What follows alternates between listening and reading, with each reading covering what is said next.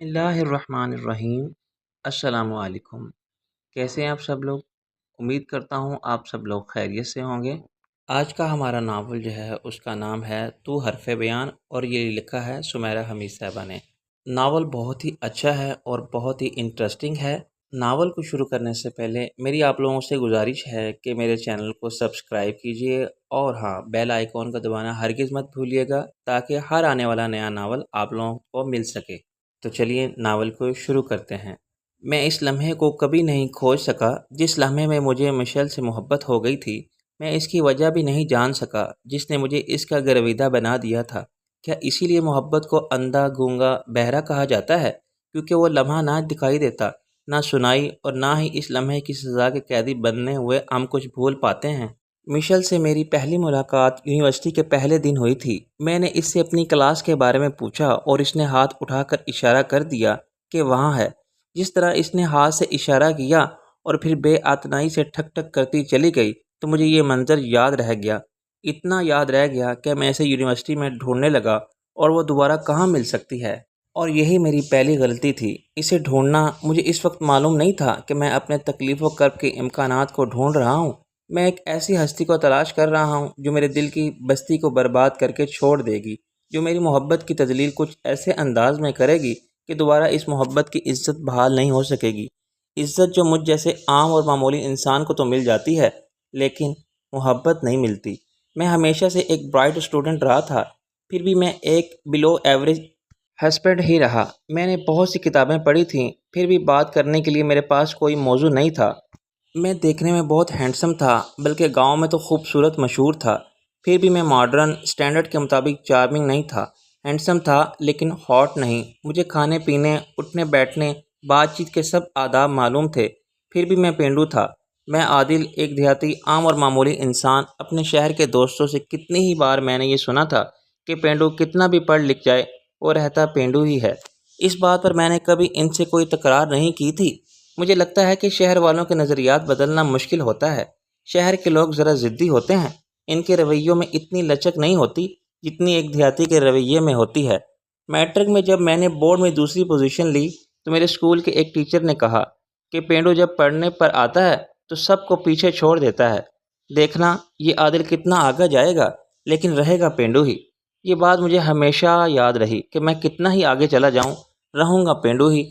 ابا جی میری پیٹھ پر تھپک کر بار بار کہا کرتے تھے، پڑھ لکھ تے بابو بن جا۔ بابو یعنی شہری۔ یہ وہ واحد بات تھی جو مجھے کم سے کم ابا جی کے منہ سے پسند نہیں تھی۔ ہم سب اپنی شناخت بدلنے کے لیے اتنے بے تاب کیوں رہتے ہیں؟ ابا جی ایک سادہ انسان تھے۔ شاید انہوں نے اپنی زندگی میں پینڈو ہونے کے طعنے اتنے زیادہ سنے تھے کہ وہ نہیں چاہتے تھے کہ میں پینڈو رہوں، یا شاید اس کی وجہ وہ لڑکی رہی تھی جس سے انہیں محبت ہو گئی تھی، اور وہ لڑکی شہر کی تھی۔ شاید بچپن میں یا پھر لڑکپن میں، لیکن مجھے یہ بات معلوم ہو گئی کہ ابا جی کو اپنے کسی دور کے رشتہ دار کی بیٹی سے محبت ہو گئی تھی، اور وہ لڑکی کالج جاتی تھی، جبکہ ابا جی میٹرک بھی پاس نہیں تھے۔ جب دادا جی شہر لڑکی والوں کے گھر رشتہ لے کر گئے تو انہوں نے شاید ٹالنے کے لیے کہہ دیا کہ ہماری بیٹی کالج جاتی ہے اور آپ کا بیٹا 10 جماعتیں بھی نہیں پڑھا ہوا ہے، کم سے کم لڑکا میٹرک تو پاس ہو، پھر ہم سوچیں گے۔ اگر ابا جی کو اپنی محبت 10 جماعتیں پاس کرنے سے مل سکتی تھی تو یہ وہ 10 جماعتیں بار بار پاس کرنے کے لیے تیار تھے۔ ابا جی نے 2 سال لگا کر میٹرک جیسے تیسے کر کے پاس کیا۔ کالج میں داخلہ لینے ہی لگے تھے کہ لڑکی کی نکاح کی اطلاع آ گئی۔ 10 جماعتیں پاس کر کے بھی وہ فیل ہو گئے۔ سنا ہے کہ ابا جی 3 ہفتے تک لاپتہ رہے تھے، پھر کسی دربار سے ملے تھے۔ فقیر بن کے بیٹھتے رہتے تھے دربار پر۔ دل سے وہ ابھی بھی وہی فقیر تھے، لیکن مجھے فقیر دیکھنا نہیں چاہتے تھے۔ وہ میرے لیے خوف زدہ تھے، اتنے کہ ساری زندگی ابا جی نے جتنا پیسہ جمع کیا مجھے شہری بنانے میں لگا دیا۔ میرے کپڑوں، میرے جوتوں، میری کتابوں، میرے کھلونوں پر وہ تو میرے لیے شہر جا کر رہنے کے لیے بھی تیار تھے، لیکن دادی نے اپنی محبت سے باندھ دیا۔ دادی کی ایک ٹانگ سے معذور تھی۔ جب ابا جی 3 ہفتوں کے لیے لاپتہ ہو گئے تھے تو دادی پاگلوں کی طرح ابا جی کو ڈھونڈتی پھرتی تھی کہ ٹرالر کے نیچے آ گئیں۔ جان بھی بڑی مشکل سے بچی تھی ان کی۔ ابا جی کی اس ایک محبت نے بڑا نقصان کیا سب کا، دادی جی کا، اماں کا، خود ابا جی کا، اور سب سے زیادہ میرا۔ میں کبھی ابا جی کے اس پاگل پن کو سمجھ ہی نہیں سکا تھا، اس وقت تک جب تک میں نے خود مشیل سے شادی نہیں کر لی۔ میں ایک پینڈو آدمی جس کے باپ نے ساری زندگی اسے شہری بنانے میں لگا دی تھی، پینڈو ہی رہا۔ میری آسٹریلین یونیورسٹی کی ڈگری اور میری فیصل آباد کی جاگیر بھی مجھے برائڈ ہسبینڈ نہیں بنا سکی۔ میری فقیرانہ محبت بھی اس درجے تک نہیں پہنچ سکی جہاں اسے بادشاہی کا رتبہ مل جاتا۔ یہ جذبہ فقیر کا وہ کشکول ہی رہا جو صداؤں پر بھی خیرات سے خالی ہی رہتا ہے۔ تم پاکستان کے کس شہر سے ہو مشل؟ جب میں نے اسے ڈھونڈ لیا اور یہ تک معلوم کر لیا کہ اس کا نام کیا ہے اور وہ کس کلاس کی اسٹوڈنٹ ہے، تو ایک دن میں لائبریری میں جا کر اس کے سامنے بیٹھ گیا اور ہیلو ہائی کے بعد پوچھا، میں پاکستانی نہیں ہوں، میں نژاد ہوں۔ اس کا لہجہ سخت ہو گیا، شاید اسے اپنے پاکستانی نژاد ہونے پر شرمندگی تھی۔ اور کیا تمہارے فادر ہیں؟ میرے گرینڈ پاپا پاکستانی تھے، میرے فادر آسٹریلین ہیں۔ تم کون ہو؟ تمہیں کس نے اجازت دی ہے ایسے مجھ سے آ کر باتیں کرنے کی؟ میں شرمندہ ہو گیا۔ ظاہر ہے کہ میں اسے ڈھونڈتا پھر رہا تھا۔ میں نے اس کا نام معلوم کر لیا تھا، نہ وہ مجھے جانتی تھی، نہ اس نے پہلی ملاقات کے اس منظر کو ذہن میں رکھا ہوا تھا جو میرے دل پر نقش تھا۔ میں عادل ہوں۔ یونیورسٹی کے پہلے دن میں نے تم سے میں کسی عادل کو نہیں جانتی اور غیر ضروری لوگوں سے بات کرنا بھی پسند نہیں کرتی۔ اس نے برا مان لینے کی حد تک اپنے لہجے کو برا بنا کر کہا اور اٹھ کر وہاں سے چلی گئی۔ چند جملوں پر مشتمل یہ مکالمہ مجھے ہمیشہ یاد رہا، اتنا یاد کہ پھر دوبارہ میں نے کبھی مشل سے بات کرنے کی کوشش ہی نہیں کی۔ وہ خوبصورت تھی اور پھر آسٹریلین تھی۔ وہ ایسا لہجہ اپنا سکتی تھی جتنا اس کا مزاج ہائی فائی تھا، اتنا ہی اس کا انداز۔ اپنی کار سے لے کر کار کی چین تک وہ برانڈ گرل تھی۔ ہاں، پھر وہ کیوں مجھ جیسے غیر ضروری لوگوں سے بات کرتی؟ اس کے پاس سارے حقوق تھے کہ وہ مجھے نظر انداز کر دیتی، لیکن میں اسے نظر انداز نہیں کر سکا۔ اسے یونیورسٹی میں آتے اور جاتے دیکھتا رہتا، اکثر اسے لائبریری میں کتاب کی اوٹ سے دیکھا کرتا تھا۔ وہ گہری سرخ لپسٹک لگاتی تھی، ایک صرف وہی تھی جو ایسے سرخ رنگ کو سنبھال سکتی تھی۔ اس کے بال ہما وقت بکھرے رہتے تھے، اس کی آنکھیں ارد گرد سے لاپرواہ رہتی تھیں، اس کے ابرو کی اٹھان دور، بہت دور بھاگ جانے کا الارم دیتی تھی۔ چہرے کی تہہ میں چھپی سختی مجھے ہلا دیتی تھی۔ اگر وہ کسی ریک سے کتاب نکال رہی ہوتی اور میں بھی اس ریک کے قریب کہیں موجود ہوتا تو اس کی سرد مہر کی سرد لہر مجھے اکھاڑ کر رکھ دیتی۔ پھر بھی 2 سال تک میں مشل کو دیکھتا اور اس کا مشاہدہ کرتا رہا۔ کیا میں اسے پسند کرتا تھا؟ مجھے نہیں معلوم تھا۔ کیا مجھے اس سے محبت ہو چکی تھی؟ مجھے یہ بھی نہیں معلوم۔ پھر معلوم ہو گیا۔ اب اپنے باپ کی طرح میں بھی اس کے لیے کسی دربار کا مجاور بننے کے لیے تیار تھا۔ میرا دل وہ کشکول بن گیا جو مشل نام کی صدائیں لگانے لگا۔ خیرات میں ہی صحیح، کھوٹے سکوں کی صورت ہی صحیح، مجھے اس کی محبت درکار تھی۔ لیکن یہ بہت بعد میں ہوا، جب میری اس سے شادی ہو گئی۔ ڈگری لینے کے بعد میں گاؤں واپس جانا چاہتا تھا۔ میری چھوٹی بہن سارا گاؤں میں ایک اسکول کھولنے کے بارے میں سوچ رہی تھی۔ وہ چاہتی تھی کہ میں بھی واپس آ کر اس کے ساتھ کام کروں، لیکن ابا جی مجھے واپس بلانے کے لیے تیار نہیں تھے۔ وہ ہر بار مجھے سختی سے منع کر دیتے تھے۔ کبھی کبھی ان کا انداز مجھے رویا رویا ہوا سا لگتا، جیسے کہتے ہوں، پتر عادل، اس چھوٹی دنیا میں واپس نہ آنا، لوگ چھوٹا سمجھ کر تمہیں کبھی بڑا نہیں بننے دیں گے۔ پڑھ لکھ کر بڑا آدمی بن گیا ہوں ابا جی، اب اپنے لوگوں کے لیے کام کرنا ہے مجھے۔ وہاں بھی پاکستانی ہیں، تم ان کے لیے کام کرو۔ یہاں کے پاکستانی بہت خوشحال ہیں ابا جی، حکومت ان کے لیے سب کام کر رہی ہے۔ میں یہاں ڈگری لینے آیا تھا، ہمیشہ رہنے نہیں۔ رہ لو پتر، وہاں ہمیشہ کے لیے رہ لو۔ کون بلا رہا ہے تمہیں یہاں؟ شہری ہو، شہروں میں ہی رہو۔ بڑے شہروں میں کیا کرو گے؟ گاؤں آ کر لوگ تمہیں بابو کہتے ہیں، کیوں چاہتے ہو کہ اب وہ تمہیں پینڈو کہیں؟ لوگ ایسا کچھ نہیں کہتے ابا جی، کہتے ہیں، تم نہیں جانتے، تمہیں کچھ نہیں معلوم۔ میں آپ لوگوں کے ساتھ رہنا چاہتا ہوں ابا جی، ہم تمہارے ساتھ ہی ہیں پتر، الگ کب ہیں تم سے؟ ایک ہی بیٹا ہوں آپ کا ابا جی، مجھے بھی آپ خود سے ایسے دور رکھ رہے ہیں۔ ایک ہی بیٹے ہو، اس لیے کہتا ہوں بابو بن کے رہو، اپنے باپ جیسا نہ بن جانا۔ دیہات کتنے بھی بڑے ہو جائیں پتر، شہروں سے بڑے نہیں ہوتے۔ دیہاتی کتنا بھی پڑھ لکھ جائیں، نسلوں تک پینڈو گنا جاتا ہے۔ میں بھی دیہاتی ہوں ابا جی، مان لیں تو صرف دیہات میں پیدا ہوا ہے، بس دیہاتی نہیں ہے تو۔ پتہ نہیں ابا جی نے خود کو کن کن فلسفوں سے بہلایا ہوا تھا، وہ خود کو کیا کیا تسلیاں دیتے رہتے تھے۔ میں جانتا تھا کہ ابا جی کبھی نہیں مانیں گے کہ وہ اپنا ماضی میرے حال سے سنوارنا چاہتے تھے۔ پھانس جو ان کے دل میں ابھی تک چبھی ہوئی تھی، اسے وہ میرے کانٹے سے نکالنا چاہتے تھے۔ اتنا پڑھ لکھ کر بھی میں اپنے باپ کو یہ نہیں سمجھا سکا کہ نہ وہ پینڈو ہیں اور نہ میں ہی۔ پینڈو تو وہ انسان ہے جو انسانوں میں فرق رکھتا ہے۔ کیا انسان کی ساری فصاحت اور علم اس کا لب و لہجہ اور طرز زندگی ہی ہے؟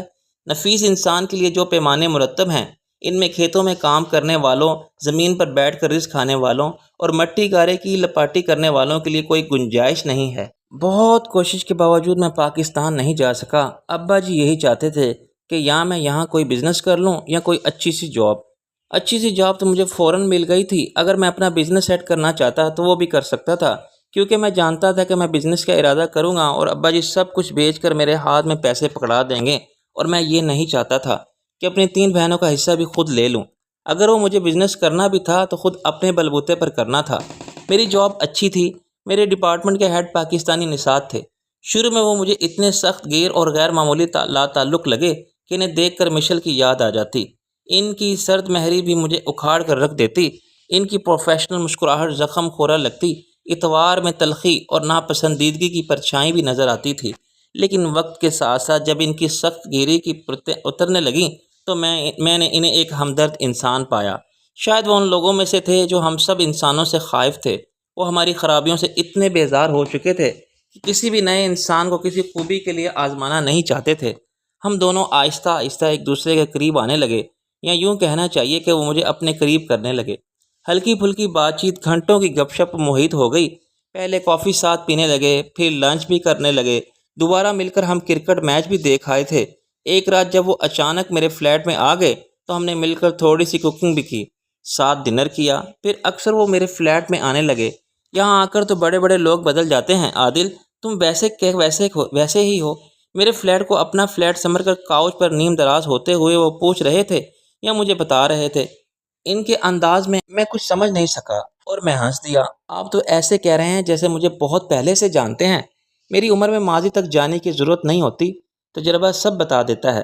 تمہیں پہلی بار دیکھتے ہی میں یہ جان گیا تھا کہ تمہارا تعلق کسی چھوٹے شہر یا گاؤں سے ہے۔ پینڈو دور سے ہی پہچان لیا جاتا ہے نا، میں نے کہا لگایا۔ وہ ہنس دیے۔ پینڈو نہیں، سادہ آدمی۔ بڑے شہروں کے لوگ بڑے لاڑلے ہوتے ہیں، سوپ بھی پیتے تو پورے اہتمام کے ساتھ۔ لاؤڈ تو چھوٹے شہروں کے لوگ بھی ہوتے ہیں سر، ہم بھی ساگ کو اہتمام کے ساتھ کھاتے ہیں، دیسی گھی، مکئی کی روٹی اور لسی کے ساتھ ہوتے ہیں، لیکن کم۔ لاؤڈ ہونا بری بات ہے، بری نہیں لیکن عجیب ضرور ہے، بلکہ سب کچھ ہی عجیب ہو گیا، کچھ نارمل رہا ہی نہیں۔ میں بھی عجیب لگتا ہوں آپ کو؟ اب نارمل؟ ہا ہا ہا، نہیں یار، تمہیں نہیں کہہ رہا۔ آپ ہنستے ہوئے اچھے لگتے ہیں، ہنسا کریں، پورے دل سے ہنسا کریں۔ ساری خوشیاں امیدیں لے کر وہ میری طرف دیکھنے لگے۔ تم ایک معصوم دل انسان ہو عادل۔ میں اس بات پر اتنا حیران ہوا کہ اتنی حیرت سے دیکھنے لگا۔ آپ کیسے کہہ سکتے ہیں سر؟ میں نے کہنا، میری عمر میں یہ باتیں خود بخود معلوم ہو جاتی ہیں۔ معصوم دل لوگ مجھے اپنی طرف مائل کرتے ہیں۔ میں تم سے مل کر باتیں کر کے بہت خوش ہوتا ہوں۔ مجھے ایک لمبے عرصے بعد ایک ایسا انسان ملا جس کی آنکھوں میں کوئی ہیر پھیر نہیں۔ ہیر پھیر تو آپ کی آنکھوں میں بھی نہیں ہے سر۔ شاید اسی لیے میری آنکھوں نے تمہیں پہچان لیا۔ ایک دن مسٹر جلال نے مجھے اپنی شادی کی سالگرہ کی پارٹی میں آنے کے لیے کہا۔ سچ تو یہ ہے کہ میں وہاں ہرگز جانا نہیں چاہتا تھا۔ اپنے اندر اتنی قابلیت رکھنے کے باوجود میں ایسے لوگوں سے ملنے سے گھبراتا تھا جن کا تعلق کبھی کسی دیہات سے نہیں رہا، جو خوبصورتی اور امارات کا ٹریڈ مارک بنے گھومتے ہیں، جن کے تنے ہوئے چہرے اور خوش آمدید کہنے سے آری آنکھیں ان کے کپڑوں کی طرح چمکتی اور دمکتی تو ہیں لیکن نکلی اور کھوٹی ہوتی ہیں، جو خوش اخلاق سے بولتے ہیں اور تہذیب سے مسکراتے ہیں لیکن پھر بھی نہ خوش کرتے ہیں نہ مسکرانے پر مجبور۔ میں ایسے لوگوں میں جا کر بے چین رہتا تھا، اپنی ٹائی کی ناٹ کو ایسے ڈھیلا کرتا رہتا تھا جیسے اپنے دم کو گھٹنے سے بچا رہا ہوں۔ لیکن مجھے مسٹر جلال کے گھر ہر صورت جانا تھا۔ انہوں نے مجھے اتنے اصرار سے آنے کے لیے کہا تھا کہ جیسے میں ان کا کوئی قریبی رشتہ دار ہوں جس کے بغیر ان کی پارٹی ادھوری رہ جائے گی۔ میرے آفس کے چند کولیگ بھی پارٹی میں موجود تھے۔ جس وقت میں اپنے ایک کولیگ سے ساتھ کھڑا باتیں کر رہا تھا، اس وقت لاؤج کی گلاس وال سے میں نے لان میں سوئمنگ پول کے کنارے کھڑی مشل کو دیکھا۔ میں اسے یونیورسٹی کے بعد اب دیکھ رہا تھا، پورے 1 سال 3 ماہ بعد۔ مجھے اڑتی خبریں ملی تھی کہ وہ امریکہ چلی گئی تھی، وہاں اسے جاب ملی ہے۔ پھر معلوم ہوا کہ وہ یہیں میلبرن میں ایک بڑے فیشن میگزین میں جاب کرنے لگی ہے۔ وہ اپنے انہی دوستوں کے ساتھ کھڑی باتیں کر رہی تھی جن کے ساتھ وہ یونیورسٹی میں ہوتی تھی۔ اس کے 5 دوستوں کے گروپ میں سے نہ کوئی کم ہوا تھا اور نہ ہی زیادہ۔ وہ واقعی نئی دوستیاں کرتی تھی اور نہ غیر ضروری لوگوں سے بات۔ کھڑکی کے اس طرف کھڑا میں مشل کو دیکھتا رہا۔ وہ گہرے نیلے رنگ کے پارٹی گاؤن میں تھی اور ہمیشہ کی طرح اب اس کے ہونٹوں پر سرخ لپسٹک تھی۔ اس کی گھنی بھویں کسی مغرور اطالوی حسینہ کی یاد دلاتی تھیں۔ وہ دل کو اجاڑ دینے کی حد تک پیاری لگ رہی تھی۔ اس کے کہے مجھے اس طرف دکھائی دے رہے تھے میں یہ حقیقت تسلیم کرنے کے لیے بالکل تیار تھا کہ وہاں کھڑے میں اسے جاہلوں کی طرح دیکھ رہا تھا۔ مجھے تسلیم کرنا پڑا کہ میں نے اسے اتنے عرصے سے نہیں دیکھا تھا تو مجھے کس پل قرار نہیں تھا۔ اب وہ نظر آ گئی تو مجھے بھی قرار نہیں آ رہا تھا۔ کچھ ہی دیر میں مسٹر جلال میرے پاس آ گئے۔ وہ کچھ وی آئی پیز کو اٹینڈ کر رہے تھے۔ وہ مجھے اور میرے چند دوسرے کولیگس کو باقی لوگوں سے متعارف کرانے لگے۔ پھر مسٹر جلال صرف مجھے اپنے ساتھ لے کر لان کی طرف آئے۔ میری 3 بیٹیاں ہیں عادل۔ آج پہلی بار وہ کھل کر باقاعدہ اپنی فیملی کے بارے میں بتا رہے تھے۔ ایک بیٹی کی 3 سال پہلے ڈیتھ ہو چکی ہے اور وہ بہت افسوس ہوا، اس نے خودکشی کر لی تھی۔ اسے شادی کرنے کی بہت جلدی تھی اور مرنے کی بھی۔ میں سناٹے میں آ گیا۔ ان کی مسکراہٹ اتنی تلخ کیوں رہتی ہے؟ میں نے جان لیا۔ آؤ میں تمہیں اپنی سب سے چھوٹی بیٹی سے ملواتا ہوں۔ یوں سمجھ لو کہ میرا بچہ کچا اطمینان اب اس بیٹی سے جڑا ہے۔ میں سمجھ نہیں پایا کہ اپنی ایک بیٹی کا دکھ بتانے کے بعد وہ مجھے اس سے ملوانے کیوں لے گئے تھے۔ اس سے، مشل سے۔ جس وقت مشل میری طرف اپنا ہاتھ بڑھا رہی تھی اس وقت وہ مجھے پہچاننے کی ذرا سی کوشش بھی نہیں کر رہی تھی۔ ظاہر ہے میں اسے کیسے یاد رہ سکتا تھا۔ میرا دل بجھ سا گیا کہ اس نے مجھے فراموش ہی کر دیا۔ میں آپ کا یونیورسٹی فیلو بھی ہوں، میں نے خود ہی یاد دلانا چاہا، جس پر اس نے کوئی خاص توجہ نہیں دی۔ اپنے پاپا سے معذرت کر کے وہ واپس اپنے دوستوں کے پاس چلی گئی۔ پورے 3 ہفتوں تک یہ میری سمجھ میں نہیں آ سکی کہ مسٹر جلال نے صرف مجھے ہی کیوں اپنی سب سے چھوٹی بیٹی مشل سے متعارف کروایا، لیکن پھر میری سمجھ میں آ گیا۔ وہ چاہتے تھے کہ میں اس سے شادی کر لوں۔ ان کی 2 بیٹیوں اور ان کی اکلوتی بہن کی ازدواجی زندگیاں ناکام رہی تھیں۔ بڑی بیٹی نے ایک پاکستانی بزنس مین سے شادی کی تھی۔ 3 سال کی محبت کے بعد ہونے والی شادی 1.5 سال میں اتنی ہی بری طرح سے ناکام ہو گئی کہ وہ واپس آسٹریلیا آ گئی۔ دوسری شادی اس نے اپنے کولیگ مصری نساج سے کی۔ 4 سال بعد اس شادی کا انجام بھی طلاق ہوا۔ بہن شادی کے 9 سال تک بے اولاد رہی تو شوہر نے دوسری شادی کر لی۔ پھر جب وہ 2 بچوں کا باپ بن گیا تو مسٹر جلال کی بہن کو طلاق دے دی۔ اس صدمے نے انہیں زیادہ دیر تک زندہ نہیں رہنے دیا۔ جس وقت مسٹر جلال نے مشل سے شادی سے متعلق اشارہ دیا، اس وقت میں جیسے بھونچا کر رہ گیا۔ مجھے یقین نہیں آیا کہ مجھے مشل سے شادی کرنے کے لیے کہا جا رہا ہے، یعنی وہ لڑکی جسے میں نے یونیورسٹی میں کتنی ہی بار صرف اس لیے دیکھا تھا کہ کسی کتاب کو پڑھنے سے زیادہ اسے دیکھنا ضروری ہو گیا۔ وہ لڑکی میری بیوی بھی بن سکتی ہے۔ ٹھیک 1 ہفتے بعد مسٹر جلال نے مجھے مشل کے آفس کا ایڈریس دیا اور کہا کہ میں اسے پک کر لوں۔ مشل کی کار گیراج میں ہے۔ پہلے میں کار میں بیٹھ کر اس کا انتظار کرتا رہا، پھر کار سے ٹیک لگا کر کھڑا ہو گیا۔ پھر میں اس کے انتظار میں بے چینی سے ٹہلنے لگا۔ وہ آفس سے نکلی اور اپنی ٹریڈ مارک نظر سے مجھے سرسری سا دیکھا اور ہیلو کہہ کر کار کا دروازہ کھول کر بیٹھ گئی۔ سارے راستے وہ خاموش رہی۔ جس وقت میری کار مسٹر جلال کے گھر کے باہر رکی اور وہ دروازہ کھول کر باہر جانے لگی تو اس نے بس اتنا کہا، پاپا چاہتے ہیں کہ میں تم سے شادی کر لوں۔ جس شادی کی بات دراصل مجھے کرنی تھی اور میں کر نہیں پایا تھا، اس کی بات اب وہ کر رہی تھی۔ مجھے تم سے شادی میں کوئی دلچسپی نہیں ہے، تم پاپا کو خود منع کر دینا۔ جب بات اس نے شروع کی تھی تو ختم بھی اسی سے ہی کرنی تھی۔ اس نے اور میں نے واقعی مسٹر جلال کو منع کر دیا۔ میں جانتا تھا کہ یہ ممکن نہیں ہے۔ مشل کو پسند کیا جا سکتا ہے، اس سے محبت بھی کی جا سکتی ہے، لیکن اس سے شادی کا خواب دیکھا جا سکتا ہے، نہ خیال سوچا جا سکتا ہے۔ وہ ناممکنات میں سے تھی، اسے ممکن کرنا بھی ممکن نہیں تھا۔ میں یہ بات سمجھ چکا تھا۔ مجھے لگتا ہے میرے اور مشل کے درمیان کچھ بھی کامن نہیں ہے۔ میں نے مسٹر جلال کو انکار کی وجہ بتائی۔ ہاں ہو سکتا ہے ایسا ہی ہو، لیکن اس سے کیا فرق پڑتا ہے؟ شادی ایک جیسی سوچ یا ایک جیسی چیزوں کو پسند کرنے کا نام تو نہیں ہے۔ ضروری نہیں کہ وہ لوگ جو ایک جیسی دلچسپیاں رکھتے ہوں ایک کامیاب زندگی بھی گزار سکتے ہوں، لیکن یہ بھی ضروری نہیں کہ 2 الگ الگ طرح کے لوگ ایک کامیاب زندگی گزار سکتے ہوں۔ میری بڑی بیٹی کومل نے اس شخص سے شادی کی تھی جس کے ساتھ اس کی کمال کی انڈرسٹینڈنگ تھی، لیکن پھر کیا ہوا؟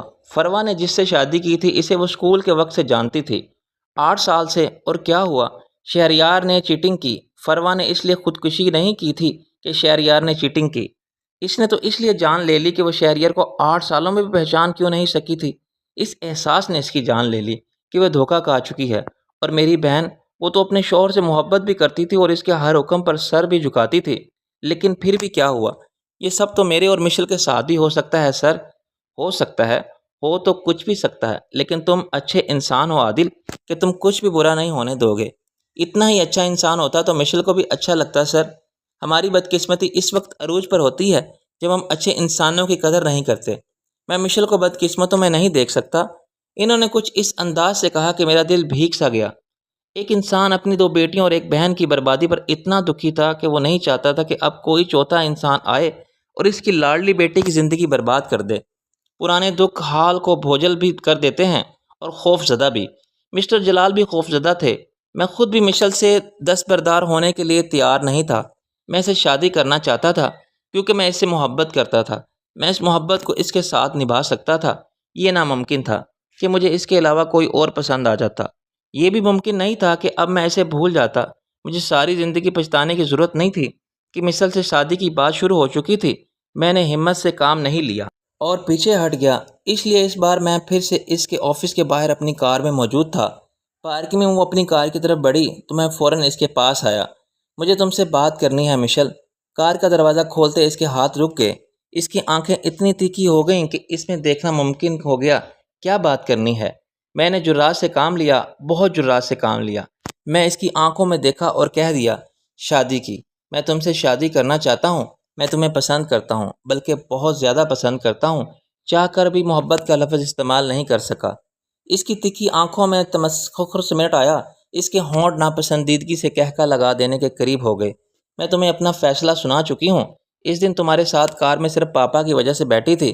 تمہیں کسی خوش فہمی میں نہیں رہنا چاہیے۔ تمہارے انکار کی وجہ کیا ہے؟ سارے تمسخر اور ناپسندیدگی کو نظر انداز کر کے میں نے پوچھا۔ وہ استہزائیہ انداز میں ہنسی۔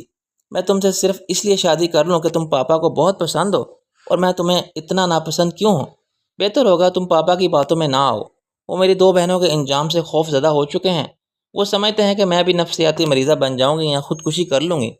تمہیں مجھ میں کیا ناپسند ہے مشل؟ میں نے اس کی بات کو نظر انداز کر کے اپنا سوال دہرایا۔ تم میں پسند ہی کیا کیا جا سکتا ہے مسٹر عادل؟ یہ کیا کم ہے کہ تم ایک عام اور معمولی انسان ہو؟ میں زندگی میں کبھی اتنا شرمندہ نہیں ہوا جتنا اس وقت ہوا جب مشل نے یہ کہا۔ مجھے معلوم ہوا کہ عام ہونا کس قدر ذلت آمیز بات ہے اور خاص ہونا کس قدر ضروری ہے، کم سے کم محبت کے لیے، کم سے کم مشل کے لیے۔ اس بار شاید مشل نے ہی اپنے پاپا سے صاف صاف بات کر لی تھی، کیونکہ انہوں نے آفس میں مجھ سے دوبارہ کوئی بات نہیں کی تھی۔ وہ ضرورت سے زیادہ خاموش ہو گئے تھے۔ جس دن میں نے انہیں یہ بتایا کہ میں پاکستان جا رہا ہوں، ایک سایہ سا ان کے چہرے پر لہرایا، اور پھر اس سے اگلے دن ہمیں ان کے ہارٹ اٹیک کی خبر ملی۔ وہ ICU میں تھے۔ مسز جلال سے میں کافی دیر تک ان کی حالت کے بارے میں بات کر رہا تھا۔ جس وقت میں ہاسپٹل سے نکل کر اپنی کار کی طرف جا رہا تھا، اس وقت مشل میرے پیچھے تیز تیز چلتی ہوئی آئی۔ مجھے اندازہ نہیں تھا کہ کوئی میرے پیچھے آ رہا ہے۔ مجھے تب اندازہ ہوا جب میں نے اپنے پیچھے مسٹر عادل کی پکار سنی۔ تم پاکستان جا رہے ہو؟ مجھے حیرت تھی کہ اسے کیسے معلوم ہوا۔ 1 ہفتے کی فلائٹ ہے میری۔ تم پاپا کے ٹھیک ہونے سے پہلے کیسے جا سکتے ہو؟ میں حیرت سے اس کا منہ دیکھنے لگا۔ میں ابھی نہیں، 1 ہفتے بعد جا رہا ہوں۔ 1 ہفتے تک وہ انشاءاللہ ٹھیک ہو جائیں گے۔ تم گھر نہ جاؤ، یہیں رہو۔ انہیں ہوش آئے گا تو ان کے سامنے رہنا، پھر ان سے ہماری شادی کی بات کر لینا۔ وہ تو کہہ کر چلی گئی۔ میں کار کے پاس حیرت زدہ کھڑا رہا۔ والدین اولاد کے لیے پہاڑ اپنے کندھوں پر اٹھا سکتے ہیں، لیکن وہ اولاد کے دکھ کے ایک کنکر کے بوجھ کو اپنے دل پر نہیں اٹھا سکتے۔ مجھے اندازہ نہیں تھا کہ مسٹر جلال مشل کے لیے اتنے فکر مند تھے کہ انہیں لگا کہ اگر میں پاکستانی چلا گیا تو انہیں اس پوری دنیا میں مشل کے لیے کوئی اور لڑکا نہیں ملے گا جن کی بیٹی کو مجھ میں غیر کوئی معمولی بات نظر نہیں آتی تھی۔ اس کے باپ کو میری ہر خوبی غیر معمولی کیوں لگتی تھی؟ ایک کے لیے عام تھا تو دوسرے کے لیے خاص کیوں تھا؟ مجھے یہ تسلیم کرنے میں بھی کوئی آر نہیں تھا کہ میرا دل بلیوں اچھلنے لگا۔ میرے من کی مراد ایک ہارٹ اٹیک سے پوری ہو سکتی ہے؟ مجھے معلوم نہیں تھا۔ مشل میرے اور اپنے لیے ہم کا لفظ استعمال کر سکتی تھی۔ ہم خواب میں بھی نہیں سوچ سکتا تھا۔ میری اور مشل کی منگنی ہو گئی۔ ابا جی مشل کا رشتہ لینے کے لیے چھوٹی بہن سارا کے ساتھ آئے تھے۔ 1 مہینہ رہے اور پھر چلے گئے۔ منگنی برائے نام ہوئی تھی۔ ابا جی نے ڈھیر سارے پیسے مشل کو دیے۔ اس کے سر پر ہاتھ رکھا اور منگنی ہو گئی۔ مشل 10 منٹ ہمارے ساتھ بیٹھی رہی۔ پھر میں نے اسے کار میں بیٹھ کر جاتے دیکھا۔ عارضی طور پر لیا گیا دوپٹہ اس نے اتار دیا تھا۔ گھر کے دروازوں کو تیزی سے پھلانگتی وہ گھر سے کہیں دور بھاگتی ہوئی سی لگتی تھی۔ میں جانتا تھا کہ وہاں منگنیاں کیسے ہوتی ہیں۔ میں یہ بھی جانتا تھا کہ کم سے کم اس کے کسی دوست کی منگنی کیسی ہوئی ہوگی۔ اس کی ویسی نہیں ہوئی تھی۔ اس لیے نہیں کہ میں ویسی منگنی ارینج نہیں کر سکتا تھا، بلکہ اس لیے کہ وہ میرے ساتھ ویسی منگنی ارینج کروانا نہیں چاہتی تھی۔ وہ اسی صورت میں منگنی کی پارٹی رکھتی جس صورت میں اس کا منگیتر اس کا من پسند ہوتا، جبکہ میں ایک عام انسان تھا، ایک دیہاتی۔ مجھ جیسے پینڈو کے ساتھ پارٹیز نہیں کی جاتی، جشن نہیں منائے جاتے۔ کیونکہ وہ اس کے مستحق نہیں ہوتے۔ لیکن اس وقت تو میرے دل میں یہی دھن سمائی تھی کہ میں اسے اپنی محبت سے بدل دوں گا۔ مجھے اسے حاصل کرنے کی چاہ تھی، بس اسے اپنی بیوی بنا لینے کی۔ مجھے لگتا تھا کہ وہ خالی زمین ہے جس پر میری محبت کی فصل لہلہانے لگے گی۔ ایک دن ضرور میں تمہیں ڈنر پر لے جانا چاہتا ہوں مشل۔ جواب میں کچھ دیر کی خاموشی ملی۔ اس نے گہرا سانس لیا، جیسے وہ کوئی کڑوی گولی نکل رہی ہے۔ رات کو مجھے گھر سے پک کر لینا، اس نے آخر کار کہہ دیا۔ لنچ سے اس رات کے ڈنر تک کے انتظار میں نے کتنی ہی راتوں کی مسافت سے طے کی۔ کتنی ہی بار میں اپنی وارڈروب تک چلا کر گیا اور اس میں رکھے اپنے کپڑے چیک کیے۔ مجھے 5 سال ہو گئے تھے آسٹریلیا میں رہتے ہوئے۔ میری ڈریسنگ بہت آؤٹ کلاس نہیں تھی تو ایسی لو کلاس بھی نہیں تھی۔ میرے پاس اچھے مہنگے خاص عام سب کپڑے موجود تھے۔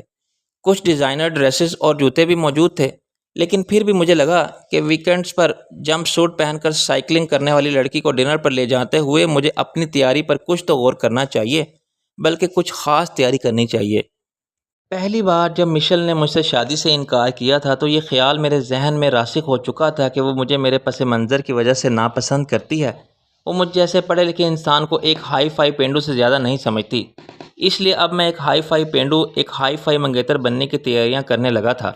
ویب سائٹس کو سرچ کر رہا تھا، ڈنر کے لیے آن لائن ڈریسز دیکھ رہا تھا، کچھ کولیگس اور دوستوں سے مشورے کر رہا تھا، کچھ موویز اور ویڈیوز دیکھ رہا تھا۔ جس وقت میں نے مشل کے لیے کار کا دروازہ کھول کر کھڑا ہوا، اس وقت میں نے مشل کو حیرت سے اپنے سراپے کو دیکھتے ہوئے پایا۔ وہ متاثر نہیں ہوئی تھی، وہ اگنور بھی نہیں کر رہی تھی۔ وہ بری طرح سے تلخ نظر آنے لگی تھی کہ میں کتنا اوور ڈریس ہو کر آیا ہوں، جبکہ وہ خود ایسے لباس میں تھی جس میں وہ آرام سے اپنے گھر کے لاؤنج میں بیٹھ کر ٹی وی دیکھ سکتی تھی، پاپ کارن کھا سکتی تھی، کولڈ کافی پیتے اسے اپنے کپڑوں پر گرا بھی سکتی تھی۔ وہ جو گھر میں بھی ایسے ہی رہتی تھی جیسے کسی پارٹی میں جا رہی ہو، وہ آج اپنے منگیتر کے ساتھ پہلی بار جاتے ہوئے ایسے مردہ رنگ اور بجھے ہوئے لباس میں تھی جیسے کسی دوست کی عیادت کے لیے ہاسپٹل جا رہی ہو۔ مجھے اندازہ نہیں تھا کہ اس جیسی فیشنیبل لڑکی کے وارڈروب میں ایسا مرجھایا ہوا ڈریس بھی ہو سکتا ہے۔ میں نے اس کے لیے ڈنر ٹیبل بک کروائی تھی۔ مشل میرے ساتھ نہیں چل رہی تھی، وہ مجھ سے آگے چل رہی تھی۔ جب ہم دونوں آمنے سامنے بیٹھ گئے تب بھی وہ خاموش رہی۔ تب بھی جب میں نے اپنی جیب سے ایک انگوٹھی نکال کر مشل کے عین سامنے رکھی، مشل نے ہاتھ بڑھا کر اسے اپنی انگلی میں پہن لیا۔ تھینکس، اس نے میری طرف دیکھ کر کہنے کی غلطی نہیں کی۔ انگوٹھی دیتے ہوئے میں نے جو کچھ کہنے کے لیے سوچا تھا وہ ان کہا ہی رہ گیا، اور ہم دونوں ڈنر کر کے گھر آ گئے۔ اس رات میں دیر تک اپنے فلیٹ میں ٹہلتا رہا۔ میں مشل کے ساتھ ڈنر کر کے آیا تھا، پھر بھی میرے ہاتھ میں خوشی کا کوئی سرا نہیں آیا تھا۔ میں اس کے عین سامنے بیٹھا رہا تھا، پھر بھی میں مشل کو حق سے یا محبت سے نہیں دیکھ پایا تھا۔ مشل کے اسٹینڈرڈ کے عین مطابق میں نے ٹیبل بک کروائی تھی، پھر بھی میں کہیں اسٹینڈرڈ سے نیچے ہی رہا تھا۔ ہال کے وسط میں بجنے والا پیانو بھی بیکار رہا۔ میرے دل میں جلتی محبت کی مشل گرم ہو کر بھی ٹھنڈی ہی رہی، اور ایسے ڈنر اور فرسٹ ڈیٹ نائٹ تمام ہوئی، اور وہ رات بھی جس رات میں نے پھر سے مشل کو چھوڑ دینے کا فیصلہ کیا۔ اس رات میں نے فیصلہ کرنا چاہا کہ مجھے یہ منگنی توڑ دینی چاہیے۔ شاید مشل کبھی خوش نہ رہ سکے، شاید مشل کبھی مجھے پسند نہ کر سکے، شاید میں کبھی مشل کے دل میں جگہ بنا ہی نہ سکوں۔ میں نے ساری رات یہ فیصلہ کرنے میں لگا دی۔ اگلی صبح آنکھ کھلتے ہی اس خیال نے مجھے مشل کو چھوڑ دینا ہے کچھ ایسے میرا گھیراؤ کیا جیسے تیز آندھی لہلہاتی فصلوں کا کرتی ہے۔ میرے دل کی دھرتی پہ سبزہ ناپید ہو گیا اور کلر زدگی کا جال پھوٹ نکلا۔ مجھے ایسے لگا میرے جسم سے کچھ جدا ہو رہا ہے، میرا وجود بے جان ہو رہا ہے، کوئی میرے دل کو پھٹا پرانا کپڑا سمجھ کر ادھیڑ رہا ہے۔ پھر اس رات کی صبح میں نے 2 تکلیفوں کا موازنہ کیا، مشل کے ساتھ رہنے کا اور مشل کے بغیر رہنے کا۔ مشل کے بغیر رہنے والی تکلیف ہار گئی اور میں نے مشل کے ساتھ رہنے والی تکلیف کا انتخاب کر لیا۔ تو میرے فیانسی ہو، میرے گارڈ نہیں، کیوں مجھے روز پک کرنے آ جاتے ہو؟ مجھے اچھا لگتا ہے۔ مجھے اچھا نہیں لگتا، مجھے الجھن ہوتی ہے، وہ کوف سے بولی۔ اور کچھ راتوں سے پہلے، کچھ صبحوں کے بعد جو میں نے فیصلہ کیا تھا کہ مشل کے ساتھ رہنے والی تکلیف بہتر ہے، اس فیصلے نے جیسے مجھ پر کہکا لگایا۔ میرا چہرہ شرمندگی کے احساس کو چھپانے کی ناکام کوشش کرنے لگا۔ وہ ہائی ہیلو سے آگے چند جملوں پر مشتمل بات چیت کر لیتی تھی۔ مسٹر جلال بھی کم و بیش مشل اور کومل جیسی ہی تھیں، لیکن شاید شوہر کی محبت میں وہ مجھ سے اس طرح بات کرتیں جیسے اگر میں ان کا داماد نہ ہوتا تو ان کا بڈی ہوتا، کہ جب میں انہیں انکل جلال کے بغیر ملتا وہ مجھے شٹ اپ کہہ کر گیٹ لاسٹ ہونے کے لیے کہہ دیں گی۔ کسی ایگریمنٹ کی طرح کی صحیح، لیکن میری انٹری جلال فیملی میں ہو چکی تھی۔ مجھے کافی بھی آفر کی جاتی اور ساتھ بٹھا کر مووی بھی دیکھ لی جاتی تھی۔ ڈنر ٹیبل پر مشل کا رویہ کچھ بدل جاتا تھا۔ اس کے لیے وہ کس مشکل سے گزرتی تھی میں جانتا تھا۔ وہ میرے ساتھ والی چیئر پر بیٹھ جاتی تھی، مجھے کھانا سرو کرتی تھی، مجھے ہلکی پھلکی باتیں کر لیتی تھی۔ میں جانتا تھا کہ یہ سب انکل جلال کے لیے کیا جاتا تھا، صرف انکل جلال کو دکھانے کے لیے۔ میرے لیے اتنا ہی کافی تھا کہ دکھاوا ہی صحیح، مشل میرے لیے مسکراتی تو ہے، اوپری دل سے ہی صحیح، وہ میرا حال چال تو پوچھتی ہے، اور سب سے بڑی بات وہ میرے ساتھ آ کر بیٹھتی ہے میرے برابر۔ لیکن اس رات جب انکل جلال نے ہم دونوں کی طرف دیکھ کر یہ کہا کہ انہوں نے ہماری شادی کا دن طے کر لیا ہے، تو مشل مسکرا سکی، نہ ہی وہ اپنے سامنے رکھی پلیٹ میں سے کھانا اٹھا کر منہ تک لے جا سکی۔ وہ کھانے سے کھیلتی رہی۔ میں نے مشل کی طرف دیکھنے سے گریز کیا۔ اگر میں اسی کی طرف دیکھ لیتا تو شاید میں اتنا دل گرفتہ ہو جاتا کہ مشل کو چھوڑ کر پاکستان لوٹ جاتا، پھر پاکستان میں گاؤں کی زمین پر مجاور بن کر بیٹھ جاتا۔ میرا دل اس خیال سے ہی ہلکنے لگا۔ میں نے خود کو انتہائی اذیت میں گھرے ہوئے پایا۔ تمہاری فیملی کب تک آ جائے گی عادل؟ انکل پوچھ رہے تھے۔ 2 ہفتے بعد۔ مشل، تمہیں یہ ڈیٹ سوٹ کرتی ہے؟ کوئی پرابلم تو نہیں؟ نہیں، کوئی پرابلم نہیں، اس نے کہا اور اٹھ کر چلی گئی۔ انکل اور میں دیر تک شادی کے انتظامات کو ڈسکس کرتے رہے۔ اگلے دن مجھے آفس میں مشل کی کال آئی۔ میں گھر لینا چاہتی ہوں۔ یہ پہلی فرمائش تھی جو شادی کے سلسلے میں مشل نے کی تھی۔ گھر کے لیے میں بھی سوچ رہا تھا، لیکن چاہ کر بھی مشل سے ڈسکس نہیں کر سکا۔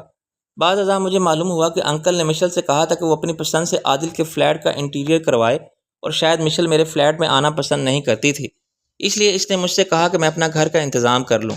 وہ اسی ایریا میں رہنا چاہتی تھی جہاں انکل رہتے تھے، اور اس نے ایک گھر بھی وہیں دیکھ لیا تھا۔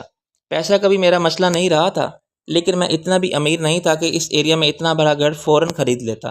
میرے اکاؤنٹ کی اتنی حیثیت نہیں تھی کہ لیکن مشل سے یہ سب کیسے کہا جا سکتا تھا؟ اس نے پہلی بار تو فون کر کے مجھ سے کہا تھا کہ وہ گھر لینا چاہتی ہے۔ مجھے وہ گھر ہر صورت لینا تھا۔ میں نے ابا جی کو پاکستان فون کیا، اپنا مسئلہ بتا دیا۔ ابا جی نے رات سے دن پتہ نہیں کیسے کیا اور کتنی ہی زمین بیچ کر پیسے میرے اکاؤنٹ میں ڈلوا دیے۔ میں نے گھر خرید لیا اور بس مشل سے اتنا کہہ دیا کہ ابھی میں اس پورے گھر کا انٹیریئر نہیں کروا سکتا، وہ صرف بیڈ روم اور لاؤنج کا کروا لے۔ میں خود کروا لوں گی انٹیریئر، تم فکر نہ کرو۔ وہ استہزائیہ سے ہنس دی۔ میری چیز اس کی تھی اور اس کی میری، لیکن جب میری محبت ہی اس کی نہیں تو پھر اس کا کچھ بھی میرا نہیں تھا۔ وہ اتنے بڑے فیشن میگزین میں جاب کرتی تھی، وہ ایسا ایک گھر بھی خرید سکتی تھی اور اس کا انٹیریئر بھی کروا سکتی تھی۔ میں جانتا تھا، لیکن وہ یہ نہیں جانتی تھی کہ مرد عورت کے خریدے ہوئے گھر میں تب ہی رہ سکتا ہے جب عورت اپنے دل کا گھر اس کی مرد کی ملکیت میں دے چکی ہو۔ یہ گھر اور تم میری ذمہ داری ہو، مجھے کچھ وقت دو، میں سب کر دوں گا۔ اس نے کوئی جواب نہیں دیا، سارے گھر کو آراستہ کروا دیا۔ وہ گھر جو میں نے خریدا اور جسے مشل نے سجایا، ایک ایسا گھر تھا جو مجھے مشل کی طرح ہی بے اعتنا، روٹھا اور اکھڑا اکھڑا سا لگتا۔ اس گھر کے باہر میرے نام کی تختی تھی، پھر بھی مجھے لگتا تھا وہاں میرے علاوہ سب رہ سکتے ہیں۔ وہاں کی ہر چیز خوبصورت تھی سوائے وہاں میری موجودگی کے۔ وہ مشل کا گھر تو لگتا تھا لیکن ایک دیہاتی کا نہیں، پھر بھی وہ دیہاتی وہاں رہ رہا تھا۔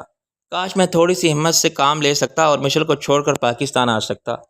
ان دنوں بھی میں ہر رات یہ فیصلہ کرتا کہ مجھے پاکستان چلے جانا چاہیے، اور ہر رات کی ہر صبح میں خوف سے ہڑبڑا کر اٹھ بیٹھتا۔ میں اپنے بیڈ سائڈ پر رکھی مشل کی تصویر کو ہاتھ میں لیتا اور اسے اپنے سینے میں چھپا لیتا۔ چھوڑ دینا آسان نہیں ہوتا جیسے پا لینا مشکل ہوتا ہے۔ یک طرفہ ہی صحیح، محبت تو محبت ہی ہوتی ہے نا، دو طرفہ ہونے میں کتنا ہی وقت کیوں نہ لگے، یک طرفہ محبت اپنی آس نہیں چھوڑتی۔ شادی ویسے ہی ہوئی تھی جیسے مسٹر جلال کی لاڈلی اور آخری بیٹی کی ہونی چاہیے تھی۔ مشل ویسی ہی دلہن بنی تھی جیسی اس جیسی لڑکی بن سکتی تھی۔ میں بھی ویسا ہی دلہا تھا جیسا کہ مجھے ہونا چاہیے تھا۔ پھر بھی اس شادی میں شادی والی کوئی بات نہیں تھی۔ اگر یہ شادی ہی تھی تو پھر بھی یہ شادی نہیں تھی۔ شادی سے پہلے شاپنگ کے لیے میں نے کافی بار مشل سے کہا تھا کہ وہ میرے ساتھ چلے اور اپنی پسند سے جو لینا چاہے وہ خرید لے، لیکن مشل نے مجھے ایسا کوئی موقع دیا نہ وقت۔ مجھے خود ہی اس کے لیے شاپنگ کرنی پڑی۔ میں اس کے پسندیدہ ڈیزائنر کے پاس گیا تھا اور اس کے لیے کچھ ڈریسز اور جیولری ڈیزائن کروائی۔ وہ لباس میں نے اسے کبھی پہنتے ہوئے نہیں دیکھا۔ جیولری اس نے چند بار پہن کر وارڈروب میں منتقل کر دی تھی یا کہیں پھینک دی ہوگی۔ ہماری گرہستی آباد ہو گئی۔ گھر میں ہم ایک ایسا سناٹا رہنے لگا تھا جیسے سناٹا میرے فلیٹ میں بھی کبھی نہیں رہا تھا، جہاں میں اکیلا رہتا تھا، لیکن اب 2 افراد کی موجودگی میں وہ ہمیشہ رہتا۔ اتنا عرصہ آسٹریلیا میں اکیلے رہنے کا ایک فائدہ مجھے ضرور ہوا تھا کہ میں ایک اچھا کک بن گیا تھا۔ مجھے کوکنگ کا بہت شوق تھا۔ شروع میں جب میں نے اپنے لیے دیسی کھانے بنائے تو حیرت انگیز طور پر مشل نے انہیں بہت رغبت سے کھایا۔ یہ کھانے اس کے اپنے گھر میں بھی بنتے تھے، لیکن شاید اسے میرے ہاتھ کا ذائقہ پسند آ گیا تھا۔ پھر ایک دن اس نے مجھ سے کہا، کیا تم آج چکن فجیتا بنا سکتے ہو؟ چکن فجیتا مشل ایک مخصوص ریسٹورنٹ سے ہی کھاتی تھی۔ اب اگر اس نے مجھے بنانے کے لیے کہا تھا تو اس کا مطلب تھا کہ اب وہ اسے گھر میں کھانا چاہتی تھی، یعنی جب اس کا دل چاہے تب۔ میں یہ ڈش آرام سے بنا لیتا تھا، پھر بھی میں نے آن لائن کوئی 50 ویڈیوز دیکھی تاکہ اگر کہیں کوئی کمی یا زیادتی تو میں وہ بھی دور کر لوں۔ میں مشل کے سامنے بے حد لذیذ فجیتا رکھنا چاہتا تھا، اس لیے مشل کے گھر آنے سے پہلے میں کوئی 6 بار الگ الگ فجیتا بنا کر ٹیسٹ کر چکا تھا۔ یہ خوشبو! کیا میری ناک مجھے ٹھیک بتا رہی ہے؟ کیا تم نے فجیتا بنا لی ہے؟ وہ کچن کی سمت گئی۔ وہ شاید جانتی نہیں تھی کہ میں آج آفس ہی نہیں گیا تھا، بہترین ذائقے کا فجیتا اسٹور پر رہنے دیا تھا۔ اس نے برتن کا ڈھکن اٹھایا، چمچ سے چکھا، پھر جلدی سے پلیٹ میں ڈال کر کھانے لگی۔ نہ اس نے کپڑے بدلے اور نہ ہی میز پر بیٹھنے کا تربت کیا۔ جب اس نے ساری پلیٹ صاف کر دی تو میں نے پوچھا، ٹھیک بنا تھا؟ وہ ہنسی، شاید پہلی بار میری کسی بات پر ٹھیک۔ It's out of the world. کیا یہ مجھے ہفتے میں ایک بار مل سکتا ہے؟ یہ تمہیں ہفتے کے 7 دن مل سکتا ہے۔ شکریہ، تم کمال کے کوک ہو۔ ماحول اتنا دوستانہ ہو گیا کہ میں کچن میں گیا اور باقی کے 6 فجیتا بھی اٹھا لایا۔ یہ بھی ٹرائی کرو، شاید تمہیں یہ بھی پسند آئیں۔ اس نے سوالیہ نظروں سے مجھے دیکھا اور پھر میز کو۔ تم نے اتنا سارا بنا لیا؟ ہاں، الگ الگ 6 بار۔ جو سب سے بیسٹ تھا وہ تمہیں دیا۔ مسکراہٹ اس کے چہرے سے غائب ہو گئی۔ شاید اس نے برا مانا، لیکن میرے لیے یہ کافی تھا کہ مجھ جیسے معمولی آدمی کے ہاتھ کے پکے کھانے اسے غیر معمولی لگے تھے۔ اس رات میں اطمینان سے سویا۔ مجھے امید نظر آ رہی تھی کہ وہ ایک دن مجھے بھی چکن فجیتا کی طرح پسند کرنے لگے گی، لیکن اس رات کی صبح بہت عجیب تھی۔ اس صبح نے میرے دل کو نئے سرے سے نئی مایوسی سے توڑا۔ آفس میں مجھے مشل کی ایک دوست کا فون آیا، تم مشل کے ساتھ کیمپنگ کے لیے کیوں نہیں جا رہے؟ مشل ٹھیک کہتی ہے، تم بہت بورنگ ہو۔ حال احوال کے بعد لیزا نے پہلا سوال کچھ ایسے پوچھا، میں سمجھ گیا کہ مجھے کیا جواب دینا ہے۔ میں پھر کبھی چلا جاؤں گا، آج کل میں مصروف ہوں۔ لیزا نے مجھے ایک لمبا لیکچر دیا اور فون ٹھک سے بند کر دیا۔ ٹھک سے ہی میرے دل کا اطمینان رخصت ہوا۔ گھر آیا تو مشل پیکنگ کر رہی تھی۔ میں کیمپنگ کے لیے جا رہی ہوں، اس نے تیسرے اور آخری بیگ کی زپ کو بند کرنے کی کوشش کرتے ہوئے کہا۔ ٹھیک ہے، انجوائے کرنا۔ میں دیکھ رہا تھا کہ وہ بہت خوش ہے۔ کچھ سامان جو ابھی بھی بیڈ پر بکھرا تھا وہ اس کا جائزہ لیتی رہی۔ اس نے مجھ سے مزید بات کرنا ضروری نہیں سمجھا۔ کب واپس آؤ گی؟ وہ اگلی صبح۔ جب جا رہی تھی تب میں نے پوچھا۔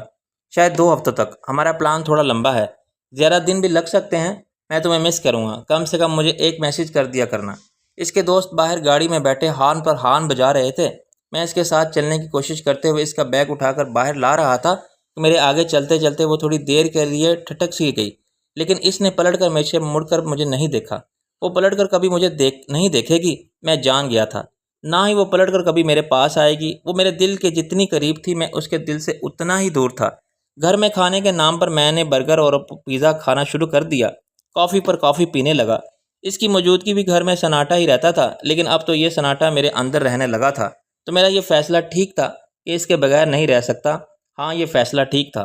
وہ مجھے باقاعدگی سے ایک میسج کرتی رہی، اور اس میسج جس کا مجھے 24 گھنٹے شدت سے انتظار رہتا تھا، جس کے لیے مجھے بار بار فون کو دیکھنا پڑتا تھا، جس کی وجہ سے میں آفس میں کوئی کام ٹھیک سے نہیں کر پا رہا تھا۔ ہیلو، آج ہم فشنگ کے لیے جا رہے ہیں۔ ہائے، آج سنڈے ہے، موسم اچھا ہے یہاں۔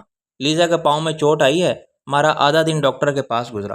روز آنے والا ایسا ایک آدھ میسج میرے لیے اتنی ہی ضروری تھا جتنا ضروری مشل کی واپسی کا انتظار کرنا۔ میں اسے فون کرتا بھی تو فون 2 منٹ کے لیے اندر بند ہو جاتا۔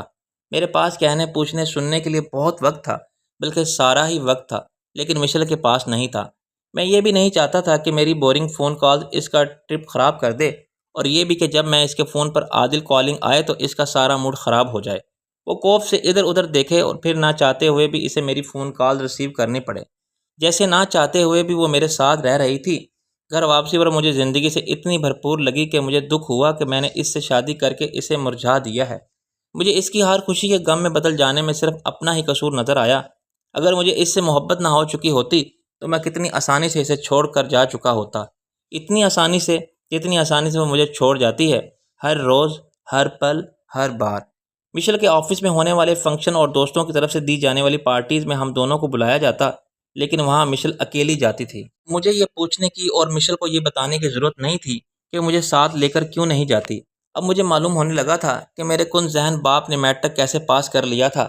2 سال وہ رات دن کتابوں سے کیسے چپکا رہا تھا۔ مجھے لگتا ہے کہ میں 10ویں جماعت کبھی پاس نہیں کر سکوں گا۔ میں خود کو فیل آئینے میں دیکھتا اور مجھے اپنی پوری شخصیت پر فیل فیل لکھا ہوا نظر آتا۔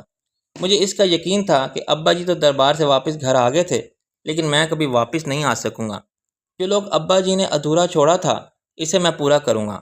اس لیے میں نے ہر صورت مشل کا دل جیتنے کا فیصلہ کر لیا۔ میرا بھی دل چاہتا تھا کہ جب وہ تیار ہو تو میرے بازو اس کی کمر میں حمائل ہوں، میرے پاس یہ حق ہو کہ میں جھک کر اس کے کان میں سرگوشی کر سکوں، میں اس کے بالوں کی لٹ کو چھو سکوں۔ محبت کا اظہار کہیں تو کسی گوشے میں تو ہو یا میں ممکن کر سکوں۔ وقت بدل جاتا ہے لیکن محبت کے امتحان وہی رہتے ہیں۔ میں نے دادی کو کسی سے کہتے سنا تھا کہ ابا جی کو ان دنوں تین استاد پڑھانے آتے تھے۔ چونکہ ابو جی کن ذہن تھے، اس لیے ایک بات انہیں 50 بار سمجھانی پڑتی تھی، پھر بھی ان کی سمجھ میں نہیں آتی تھی۔ بار بار لکھنے کی مشق کرنے سے شاید یاد ہو جائے، انہوں نے لکھ لکھ کر کاغذوں کا انبار لگا دیا تھا۔ وہ راتوں کی نیند میں اپنا سبق دہراتے تھے، دن کو جاگتے میں اپنا سبق دہراتے تھے۔ محبت، محبت اور صرف محبت، وہ حقیقت جس میں نے کبھی تسلیم نہیں کیا تھا۔ مجھے پھر سے اس حقیقت کا سامنا کرنا پڑا۔ میں ایک دیہاتی ہوں، مجھ میں کچھ بھی غیر معمولی نہیں۔ مجھے اپنے دیہاتی پن سے نفرت ہونے لگی۔ اس دیہاتی پن کو میں اپنی ذات اور شخصیت پر سے کھرچ کھرچ کر اتارنے لگا۔ اپنے معمولی پن کو غیر معمولی پن میں بدلنا چاہتا تھا۔ ایک رٹا مجھے بھی لگانا تھا، جسے اسکول میں کبھی اپنے سبق کے رٹے نہیں لگانے پڑے، جس نے میتھ میں ہمیشہ 99% نمبر حاصل کیے، جو میٹرک سے ہی فر انگلش بولنے لگا تھا، جیسے میلبرن یونیورسٹی میں آرام سے داخلہ مل گیا، جسے جاب کے لیے دھکے نہیں کھانے پڑے۔ وہ عادل اپنی بیوی کو خوش دیکھنے کے لیے 20 سال کی عمر میں 6 ماہ گرومنگ کورس کرنے جانے والا تھا۔ آپ کو گرومنگ کی ضرورت کیوں محسوس آئی؟ اپنے پروفیشن کے لیے نہیں، it's for personal reason. Admission سے پہلے مجھ سے چھوٹا سا انٹرویو لیا گیا، اور وہ پرسنل ریزن کیا ہے؟ خود اپنے لیے یا فیملی، دوستوں یا گرل فرینڈ کے لیے، وائف کے لیے؟ یہ جواب دینے میں مجھے کچھ وقت لگا۔ کیا وہ چاہتی ہے کہ آپ ایسا کریں؟ انہیں آپ کی پرسنالٹی میں کس طرح کی تبدیلیاں چاہیے؟ میرا تعلق دیہات سے ہے، میں اپنا دیہاتی پن ختم کرنا چاہتا ہوں۔ مجھے محسوس ہوتا ہے کہ میں اس ہائی فائی سوسائٹی کا حصہ نہیں بن پا رہا۔ میں خود کو بہت کمتر محسوس کرتا ہوں۔ میری وائف ایک بہت بڑے فیشن میگزین میں کام کرتی ہے، وہ مجھ جیسے دبے دبے لوگوں کو پسند نہیں کرتی۔ میں یہ بھی چاہتا ہوں کہ میں اس کے ساتھ پارٹیز میں جا سکوں، وہ مجھے اپنے ساتھ فخر سے لے جا سکے۔ شاید وہ میری وجہ سے شرمندہ ہے۔ کیا آپ کو بھی خود شرمندگی ہے؟ مجھے کتنی ہی دیر تک جواب کے لیے سوچنا پڑا۔ شاید ہاں۔ آپ پڑھے لکھے ہیں؟ اچھا، اچھی لک، اچھی جاب آپ کے پاس ہے؟ پھر بھی؟ جی ہاں، پھر بھی۔ میرا انٹرویو لینے والا تھوڑی دیر کے لیے خاموش ہو گیا۔ احساس کمتری تو شخصیت کی موت ہے، اسی موت سے تو زندگی چاہتا ہوں۔ آپ اپنی وائف کو کیوں نہیں بتانا چاہتے کہ آپ گرومنگ کے لیے آئے ہیں؟ میں کافی دیر تک خاموش رہا اور پھر میں نے سچ بولنے کا ارادہ کر لیا۔ اسے میری ذات میں کوئی دلچسپی نہیں ہے۔ شاید میری گرومنگ ہو جائے تو اسے کچھ یہ بات کہتے ہوئے میں نے محسوس کیا جیسے میں انٹرویو لینے والے سے التجا کر رہا ہوں، یا بری طرح سے التجا کرنے ہی والا ہوں کہ خدا کے لیے مجھے بدل دو، اتنا بدل دو کہ مشل کا دل بھی بدل جائے۔ اس وقت میں نے اس احساس کو پا لیا جب ابا جی اپنے استادوں کی باقاعدہ منت کیا کرتے ہوں گے کہ تجھے 10 جماعتیں پاس کروا دیں استاد جی، اللہ دا واسطہ ہے مجھے ایسے پڑھا دیں کہ میں پاس ہو جاؤں، مجھے فیل نہیں ہونا، مجھے پاس کروا دیں، اللہ کا واسطہ ہے جی۔ گرومنگ کورس کے اس بیچ میں وہ واحد انسان تھا جو اپنی بیوی کو متاثر کرنے کے لیے وہ کورس کر رہا تھا۔ مجھ پر خاص توجہ دی جاتی تھی۔ یہ توجہ اس انٹرویو کا نتیجہ تھی جو میرا پہلے دن ہوا تھا۔ سیکھنے سے بہت کچھ آ جاتا ہے اور لگن سے کچھ بھی حاصل کیا جا سکتا ہے۔ میری شخصیت میں لمحہ بلمحہ تبدیلی آ رہی تھی، میری ڈریسنگ میں، میری بول چال اور بات چیت میں۔ اگر کہیں میرے ظاہر میں گوار پن تھا تو وہ بھی میل کی طرح اترنے لگا تھا۔ کورس کے 5ویں مہینے میں ہم نے کم و بیش انہی ماڈلز کی طرح کی شخصیت اپنا لی تھی جو مشل کے میگزین کے کور پر آتے تھے۔ کورس کے شروع میں میری ویڈیو بنائی گئی تھیں، پھر ہر ہفتے وہ ویڈیو بنتی تھیں۔ 6 مہینے کے پہلے ہفتے ساری ویڈیوز ایک ساتھ مجھے دکھائی گئیں اور میں نے خود کو اجڑ گوار سے ماڈرن گائے بنتے دیکھا۔ مجھ میں حیرت انگیز تبدیلیاں آئی تھیں۔ میں نے دیہاتی سیدھے سادے سے غیر اہم عادل کو کہیں پیچھے چھوڑ دیا تھا، بلکہ دھکے دے کر اپنی زندگی سے نکال دیا تھا۔ اب یہ نیا عادل تھا، مشل کا ایک شوہر، groom, polish, handsome, charming, out class.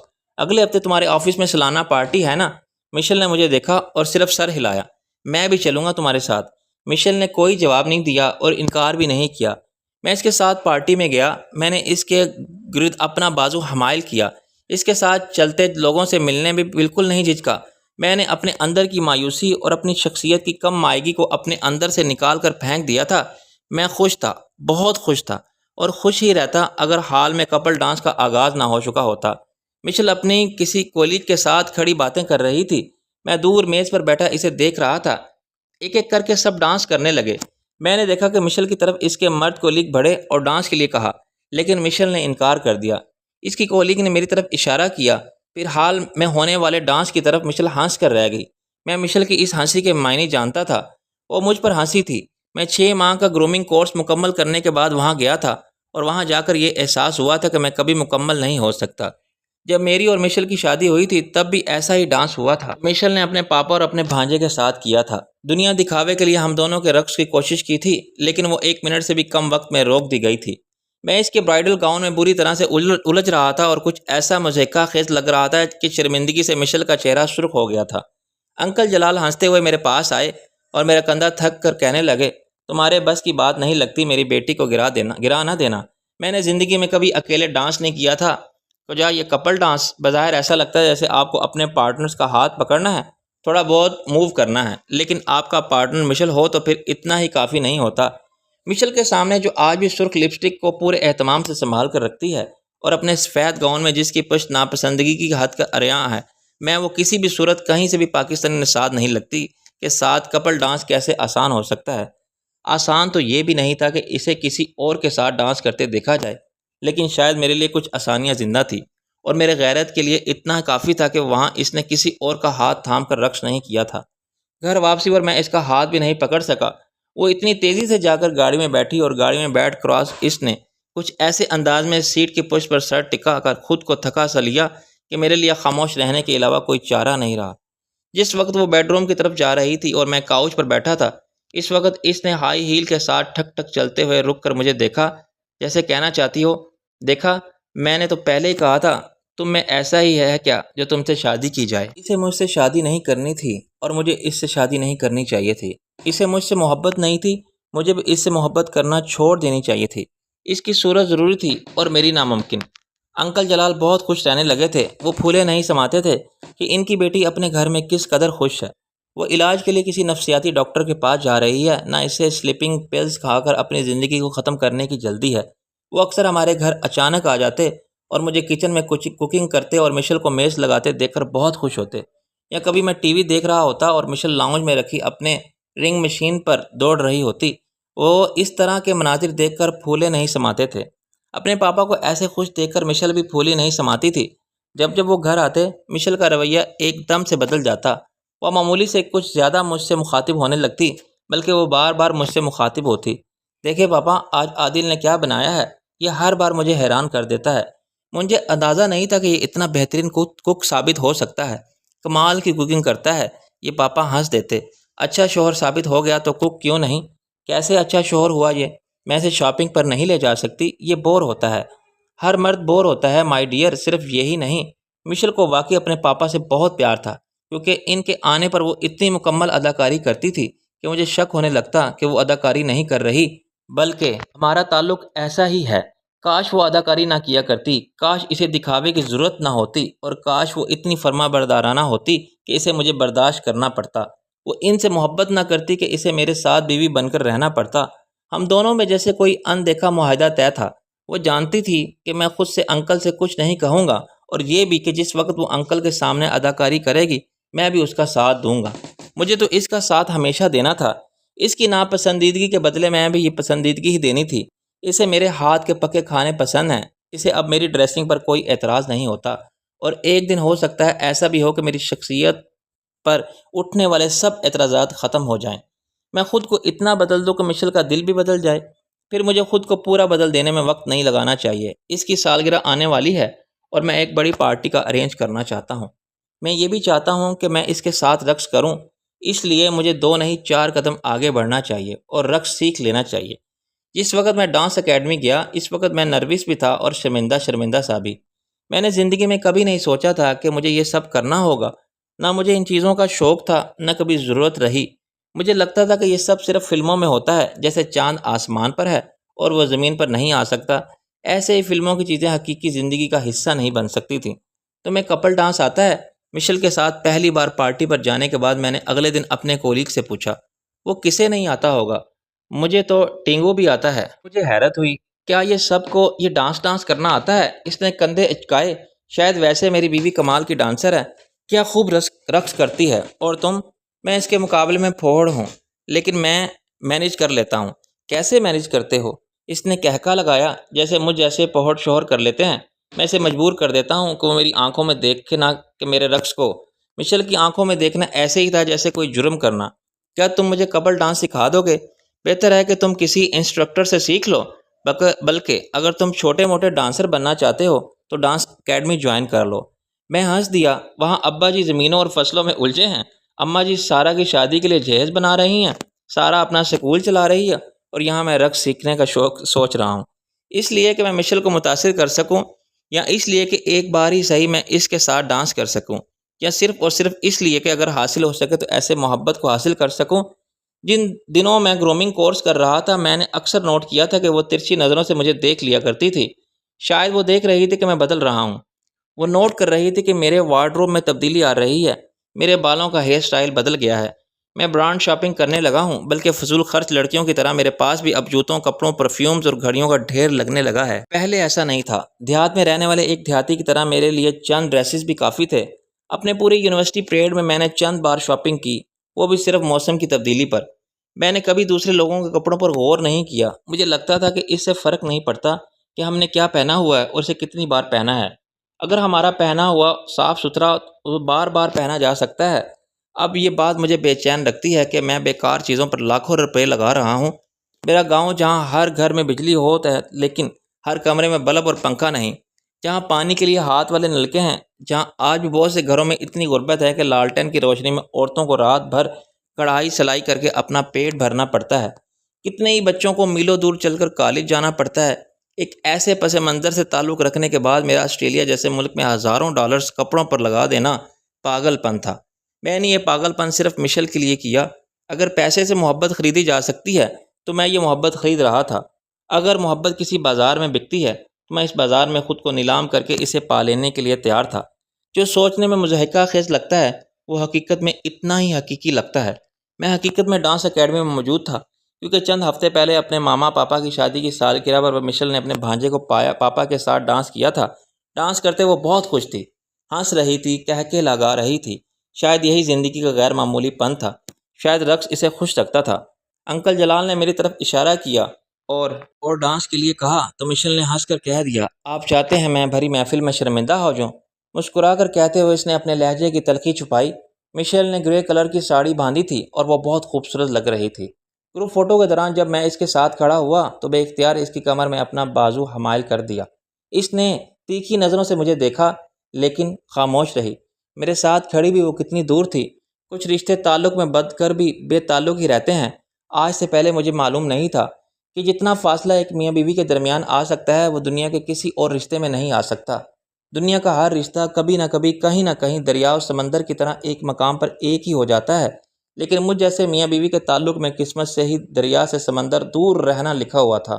جس وقت انسٹرکٹر مجھے کپل ڈانس کی بنیادی اصول سکھا رہا تھا اس وقت میں نے اپنی شناخت خود سے چھپا لی تھی۔ میں نے بھولنے کی کوشش کی کہ یہ صرف ایک بچکانہ مذاق ہے جو میں خود اپنے ساتھ کر رہا ہوں۔ ایک لڑکی جو اب میری بیوی ہے کے لیے میں اپنے آفس سے یہاں ڈانس سیکھنے کے لیے آ رہا ہوں، یہ معلوم کرنے کہ میں اپنے پارٹنر کی کمر میں ہاتھ کیسے رکھنا ہے، اپنے پیروں کو کیسے حرکت دینی ہے اور کیسے کپل کیمسٹری بنانی ہے۔ لوگ کہتے ہیں میں خون کا اثر ہوتا ہے، ٹھیک کہتے ہیں، میں تو کہتا ہوں ماضی کا بھی اثر ہوتا ہے۔ جو تکلیفیں اور روگ پچھلوں نے بھگتے ہوں وہ اگلوں کو بھی بھگتنے ہوتے ہیں۔ کیا واقعی اتنی شدت تھی میرے باپ کی محبت میں کہ وہ شدت اتنا لمبا سفر طے کرتی مجھ میں آ گئی؟ کیا یہ جو محبت ہے یہ ایسی ہی اندھی ہے کہ سب کچھ گرد آلود کر دیتی ہے؟ آنکھیں دھندلی، سانسیں اکھاڑتی۔ جس دن مشل کی سالگرہ تھی اس دن انکل نے اسے اپنے ساتھ مصروف رکھا اور پھر رات 12 بجے جب دونوں گھر آئے تو مشل کے لیے سرپرائز تیار تھا، اس کی برتھ ڈے پارٹی۔ 12:01 پر اس کے سب دوستوں اور میں نے اسے ایک ساتھ وش کیا۔ مشل نے کیک کاٹا، ہم نے کھانا کھایا اور میوزک لگا کر میں نے مشل کا ہاتھ تھام لیا۔ میں نے اس کے ساتھ ڈانس کیا اور کامیابی سے کیا۔ وہ رات میری تھی جو مشل کے نام تھی، لیکن سب کے جانے کے بہت دیر بعد تک مشل کاؤچ پر خاموش بیٹھی رہی۔ میں چیزیں سمیٹ رہا تھا، میز پر مشل کے گفٹس کا ڈھیر رکھا تھا۔ میں نے اسے نیکلس گفٹ کیا تھا، مشل نے فی الحال کوئی بھی گفٹ نہیں کھولا تھا۔ کم سے کم میرا گفٹ تو دیکھ لو۔ میں اپنا گفٹ لے کر پاس گیا، اس نے ہاتھ بڑھا کر گفٹ پکڑ کر سائڈ ٹیبل پر رکھ دیا۔ یہ سرپرائز برتھ ڈے پارٹی کس نے ارینج کی تھی؟ میں نے خوش ہو کر بتایا۔ دوبارہ نہ کرنا۔ اس نے اپنے لہجے کی سختی کو چھپانے کی کوشش نہیں کی۔ کیوں؟ کیا ہوا؟ تمہیں اچھا نہیں لگا؟ میں نے بس اتنا کہا ہے کہ دوبارہ ایسی کوئی پارٹی ارینج نہ کرنا۔ اتنی سی بات تمہاری سمجھ میں نہیں آ رہی؟ اس نے دوبارہ ایسی سختی انداز سے کہا تو میری ساری خوشی کافور ہو گئی جو اس کے ساتھ رقص کرنے اور پارٹی میں چاند تارہ بنانے رہنے سے حاصل ہوئی تھی۔ تمہیں برا لگا یہ سب میں نے کیا؟ مجھے مزید کوئی کمنٹ نہیں کرنا۔ وہ اٹھ کر جانے لگی۔ مجھے کمنٹ سننا ہے۔ پہلی بار میں نے آگے بڑھ کر اس کا بازو تھام لیا اور اسے روک لیا۔ وہ حیرت سے مجھے دیکھنے لگی۔ یہ کیا طریقہ ہے مجھ سے بات کرنے کا؟ کیا تم نے اپنا طریقہ دیکھا ہے مجھ سے بات کرنے کا؟ مجھے زہر لگتا ہے جب تم ہر وقت مجھے متاثر کرنے کی کوشش کرتے رہتے ہو۔ تم کسی جوکر سے کم نہیں لگتے جو ہر بار نیا تماشا کرتا ہے۔ تنگ آ گئی ہوں میں تمہارے ان کھیلوں سے۔ میں سناٹے میں آ گیا۔ مجھے توقع نہیں تھی کہ وہ میرے بارے میں اتنی سخت بات کہے گی۔ 7 ماہ کی منگنی اور 18 مہینوں کی شادی شدہ زندگی کے بعد وہ مجھے جوکر کہے گی؟ پینڈو کے بعد میرے درجے میں فرق تو آیا۔ میں نے اس کا بازو چھوڑ دیا اور کاؤچ پر گر سا گیا۔ اگر مجھے اتنا ہی ناپسند کرتی ہو مشل تو میرے ساتھ رہ کیوں رہی ہو؟ بیڈ روم کی طرف تیزی سے جاتے ہوئے اس نے رک کر مجھے دیکھا لیکن جواب نہیں دیا اور جانے لگی۔ مجھے جواب چاہیے مشل۔ مجھے چلانا پڑا۔ تم ایک نارمل انسان کی طرح میرے ساتھ رہو اور بس۔ تم کسے نارمل ہونا کہتی ہو؟ میں اٹھ کر اس کے پاس آیا، جا کر اس کے عین سامنے کھڑا ہو گیا۔ گڈ مارننگ مشل، آؤ ناشتہ کرو۔ Good bye Mishal, good evening Mishal. Office میں دن کیسا رہا تمہارا؟ آ جاؤ مشل، زبردست مووی لگی ہے، مل کر دیکھتے ہیں۔ چلو ٹھیک ہے، سو جاؤ مشل، ہم ڈنر کرنے باہر چلیں۔ ٹھیک ہے، نیکسٹ سنڈے صحیح، تم ریسٹ کرو مشل، کہیں گھومنے چلیں۔ ٹھیک ہے، پھر کبھی صحیح۔ یہ ہے ہم دونوں کی نارمل لائف۔ تو اور تمہیں کیا چاہیے؟ وہ چلائی۔ کیا چاہتی ہو تم مجھ سے؟ محبت چاہتا ہوں تم سے مشل، تھوڑی سی، بہت تھوڑی سی ہی صحیح۔ ساری زندگی تمہارے ساتھ چلنا چاہتا ہوں۔ اتنی جلدی بے دم نہ کرو مجھے، سہارے کے لیے تھوڑی سی محبت دے دو۔ اس کی سرخ لپسٹک اور گہری میک اپ زدہ آنکھوں نے سختی میں کوئی فرق نہیں آیا۔ میں نے شادی پاپا کی وجہ سے کی تھی۔ میں نے محبت کی وجہ سے۔ وجہ تو میرے پاس بھی محبت ہی ہے، پاپا سے محبت۔ کس چیز کی کمی ہے مجھ میں مشل، بتاؤ مجھے، میں خود کو بدل لوں گا، جیسے کہو گی ویسا ہو جاؤں گا۔ کس چیز کی کمی ہے مجھ میں جو مجھے تم ملے ہو؟ مشل کے لہجے میں نوکیلی چٹانیں سمٹ آئیں۔ 18 مہینوں کے بعد وہ وہی کہہ رہی تھی جو اس نے منگنی سے پہلے کہا تھا۔ اس کے رویے میں، انداز میں، الفاظ میں کوئی تبدیلی نہیں آئی تھی۔ مجھ میں جو کمیاں تھیں وہ کہاں کمیاں رہیں۔ زیادتی ہوئی تو صرف ایک محبت کی، لیکن صرف ایک محبت اکیلی پسند نہیں کی جا سکتی۔ تنہا محبت کے بس میں سب کچھ نہیں، اس کے ساتھ اور بھی بہت کچھ نتھی ہے۔ اس کی آرائش کرنی پڑتی ہے، اس کی قیمت بڑھانی پڑتی ہے، تبھی یہ کار ہوتی ہے۔ میں یہ جاننا چاہتا ہوں کہ مجھ میں کیا کمی ہے۔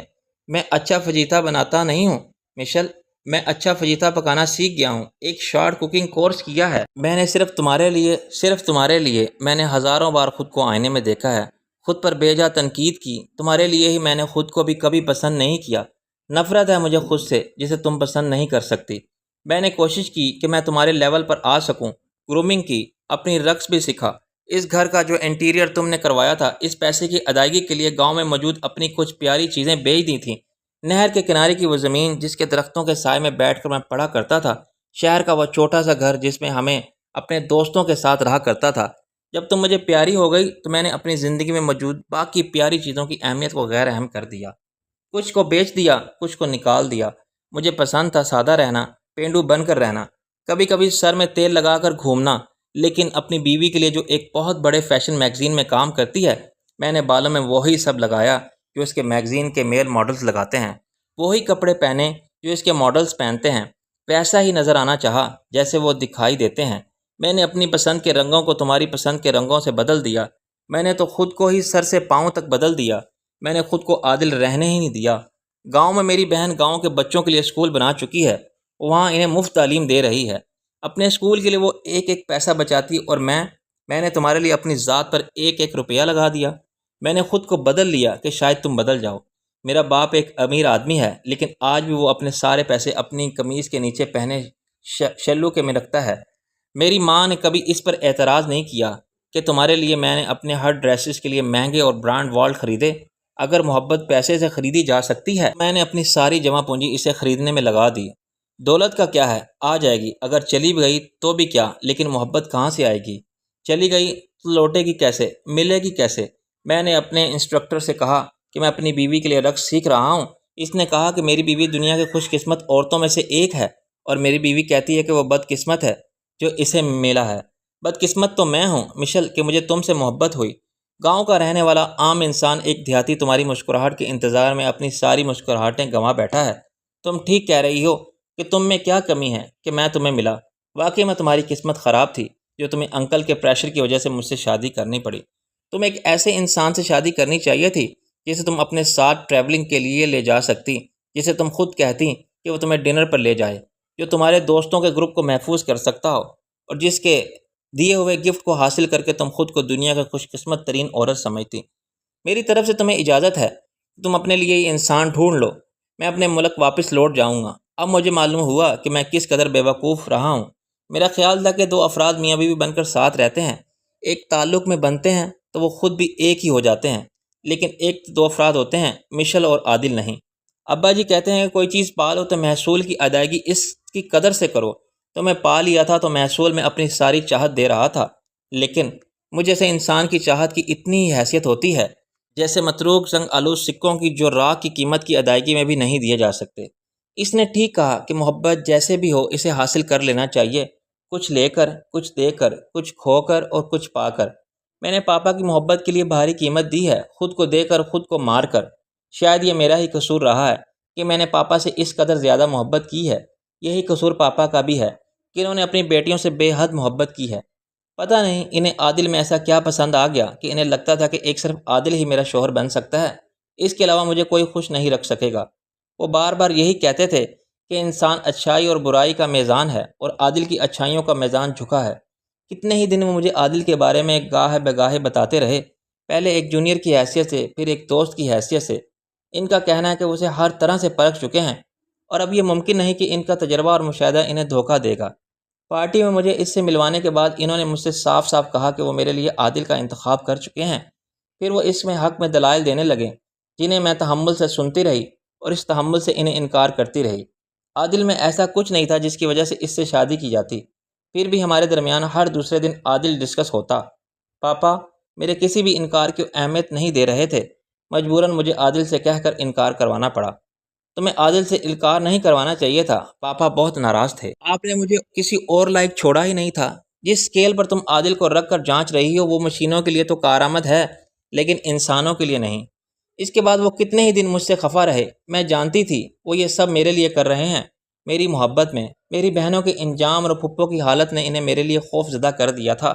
وہ میرے لیے اتنے حساس ہو چکی تھی کہ اکثر وہ چھپ کر میری نگرانی کیا کرتے تھے کہ کہیں میں کسی غلط انسان کے قریب تو نہیں ہو رہی۔ ان کی اداسی اور حساسیت کی وجہ سے میں کبھی کھل کر کسی پر اعتماد نہیں کر سکی۔ دنیا کا ہر مرد ان کے نزدیک ایک برا مرد تھا کیونکہ وہ ایک برا شوہر بننے والا تھا۔ انہیں بھوگتے ہی نہیں تھے۔ جن دنوں کومل کا علاج ہو رہا تھا اس کا پہلا شوہر اس پر تشدد کرتا رہا تھا۔ ان کی پڑھی لکھی خوبصورت بیٹیوں کو پڑھے لکھے خوبصورت شوہر تو ملے لیکن خوبصورت انسان نہیں۔ یہی وہ وقت تھا جب ان کے نظریات بدل گئے۔ وہ بہت زیادہ خاموش رہنے لگے۔ گھر میں ہونے والے آئے دن کی تقریبات ختم کر دی گئیں۔ گھر میں ان کے دوستوں کی آمد بھی تقریباً ختم ہو گئی تھی۔ ان کی خوش اخلاقی اور خوش اتواری جو ان کی شخصیت کا حصہ تھی وہ سختی اور لا تعلقی میں ڈھل گئیں۔ وہ اپنے آپ کو محدود کرتے چلے گئے۔ میں پاپا کی اس حالت کو سمجھتی تھی۔ میں دیکھ رہی تھی کہ وہ بدل رہے ہیں لیکن میں کچھ نہیں کر سکتی تھی۔ کبھی کبھی انہیں لگتا تھا کہ یہ ان کی اپنی غلطی تھی جو انہوں نے اپنی بیٹیوں کو پسند کی اور اتنی اہمیت دی۔ انہوں نے کومل اور فروہ کو ہر طرح کی آزادی تو دی لیکن انہیں انسانوں کو پرکھنے کی صلاحیت نہیں دی، یا کم سے کم وہ خود محتاط ہو جاتے۔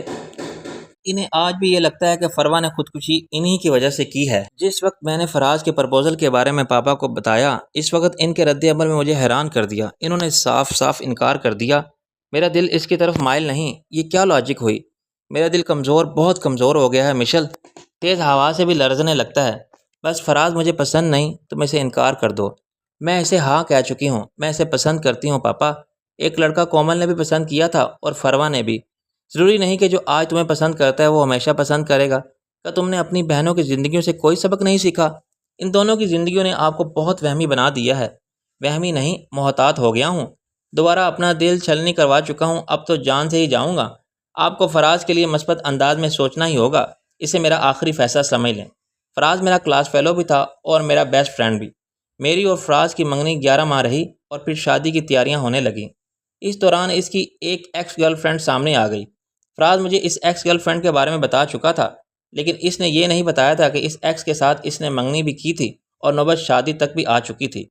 ایکس گرل فرینڈ میں اور تقریباً وائف ہو جانے میں فرق ہوتا ہے۔ میں نے فراز سے کہا، ایکس ایکس ہی ہوتا ہے مشل، وہ تقریباً ہو یا مکمل۔ ہم دونوں کے درمیان یہ بات کچھ اس انداز سے شروع ہوئی اور اتنی بڑھ گئی کہ فراز نے خود بریک اپ کر لیا۔ 11 ماہ رہنے والی منگنی اور 3 سال چلنے والی دوستی صرف ایک بحث کی نظر ہو گئی۔ اسے اپنے ماضی کے بارے میں میرے سوالوں کا جواب دینا پسند نہیں آیا۔ وہ بار بار مجھے یہ جتاتا رہا کہ مجھے اپنے ہر ایکشن کے لیے جواب وہ نہیں دی۔ جب تک وہ میرا دوست تھا اسے میرا ہر ایکشن ہر ری ایکشن پسند تھا۔ جیسے ہی ہمارا رشتہ بدلنے لگا وہ بھی بدل گیا۔ آخری بات جو اس نے کی تھی وہ یہ تھی کہ شادی سے پہلے ہمارے درمیان بحث کا یہ حال ہے تو شادی کے بعد کیا ہوگا؟ مجھے سوچنے کے لیے وقت دو۔ اس نے وقت لیا اور پھر منگنی توڑ دی۔ پاپا نے کہا تھا فراز اچھا ہے، پڑھا لکھا ہے، امیر ہے، لیکن وہ بھی ان 90% لوگوں میں سے ہے جو شادی سے پہلے ہی اچھے ہوتے ہیں، پھر وہ شوہر تو رہتے ہیں لیکن اچھے نہیں، جھوٹے تو ہوتے ہیں لیکن سچے نہیں۔ فراز سے متعلق خیالات میں بلا شبہ پاپا جیت گئے تھے، میں اس معاملے میں ہار گئی تھی۔ پھر بھی میں نے عادل کے ساتھ کسی بھی طرح کے تعلق کے لیے تیار نہیں تھی۔ میں نے زندگی میں بہت کم لوگوں کو یہ اجازت دی تھی کہ وہ میرے قریب آئیں، خاص طور پر مردوں کو۔ میرے چند دوستوں اور فراز کے علاوہ نے کبھی بھی کسی کو اپنے قریب آنے کی اجازت نہیں دی۔ شاید کہیں نہ کہیں میرے ذہن میں بھی وہی سب جو تھا جو پاپا کے ذہن میں تھا۔ میں نے اجنبی اور نئے لوگوں سے ایسے ہی خائف رہتی تھی جیسے پاپا رہتے تھے۔ فروا کی خودکشی نے ہم سب کو جھنجھوڑ کر رکھ دیا تھا۔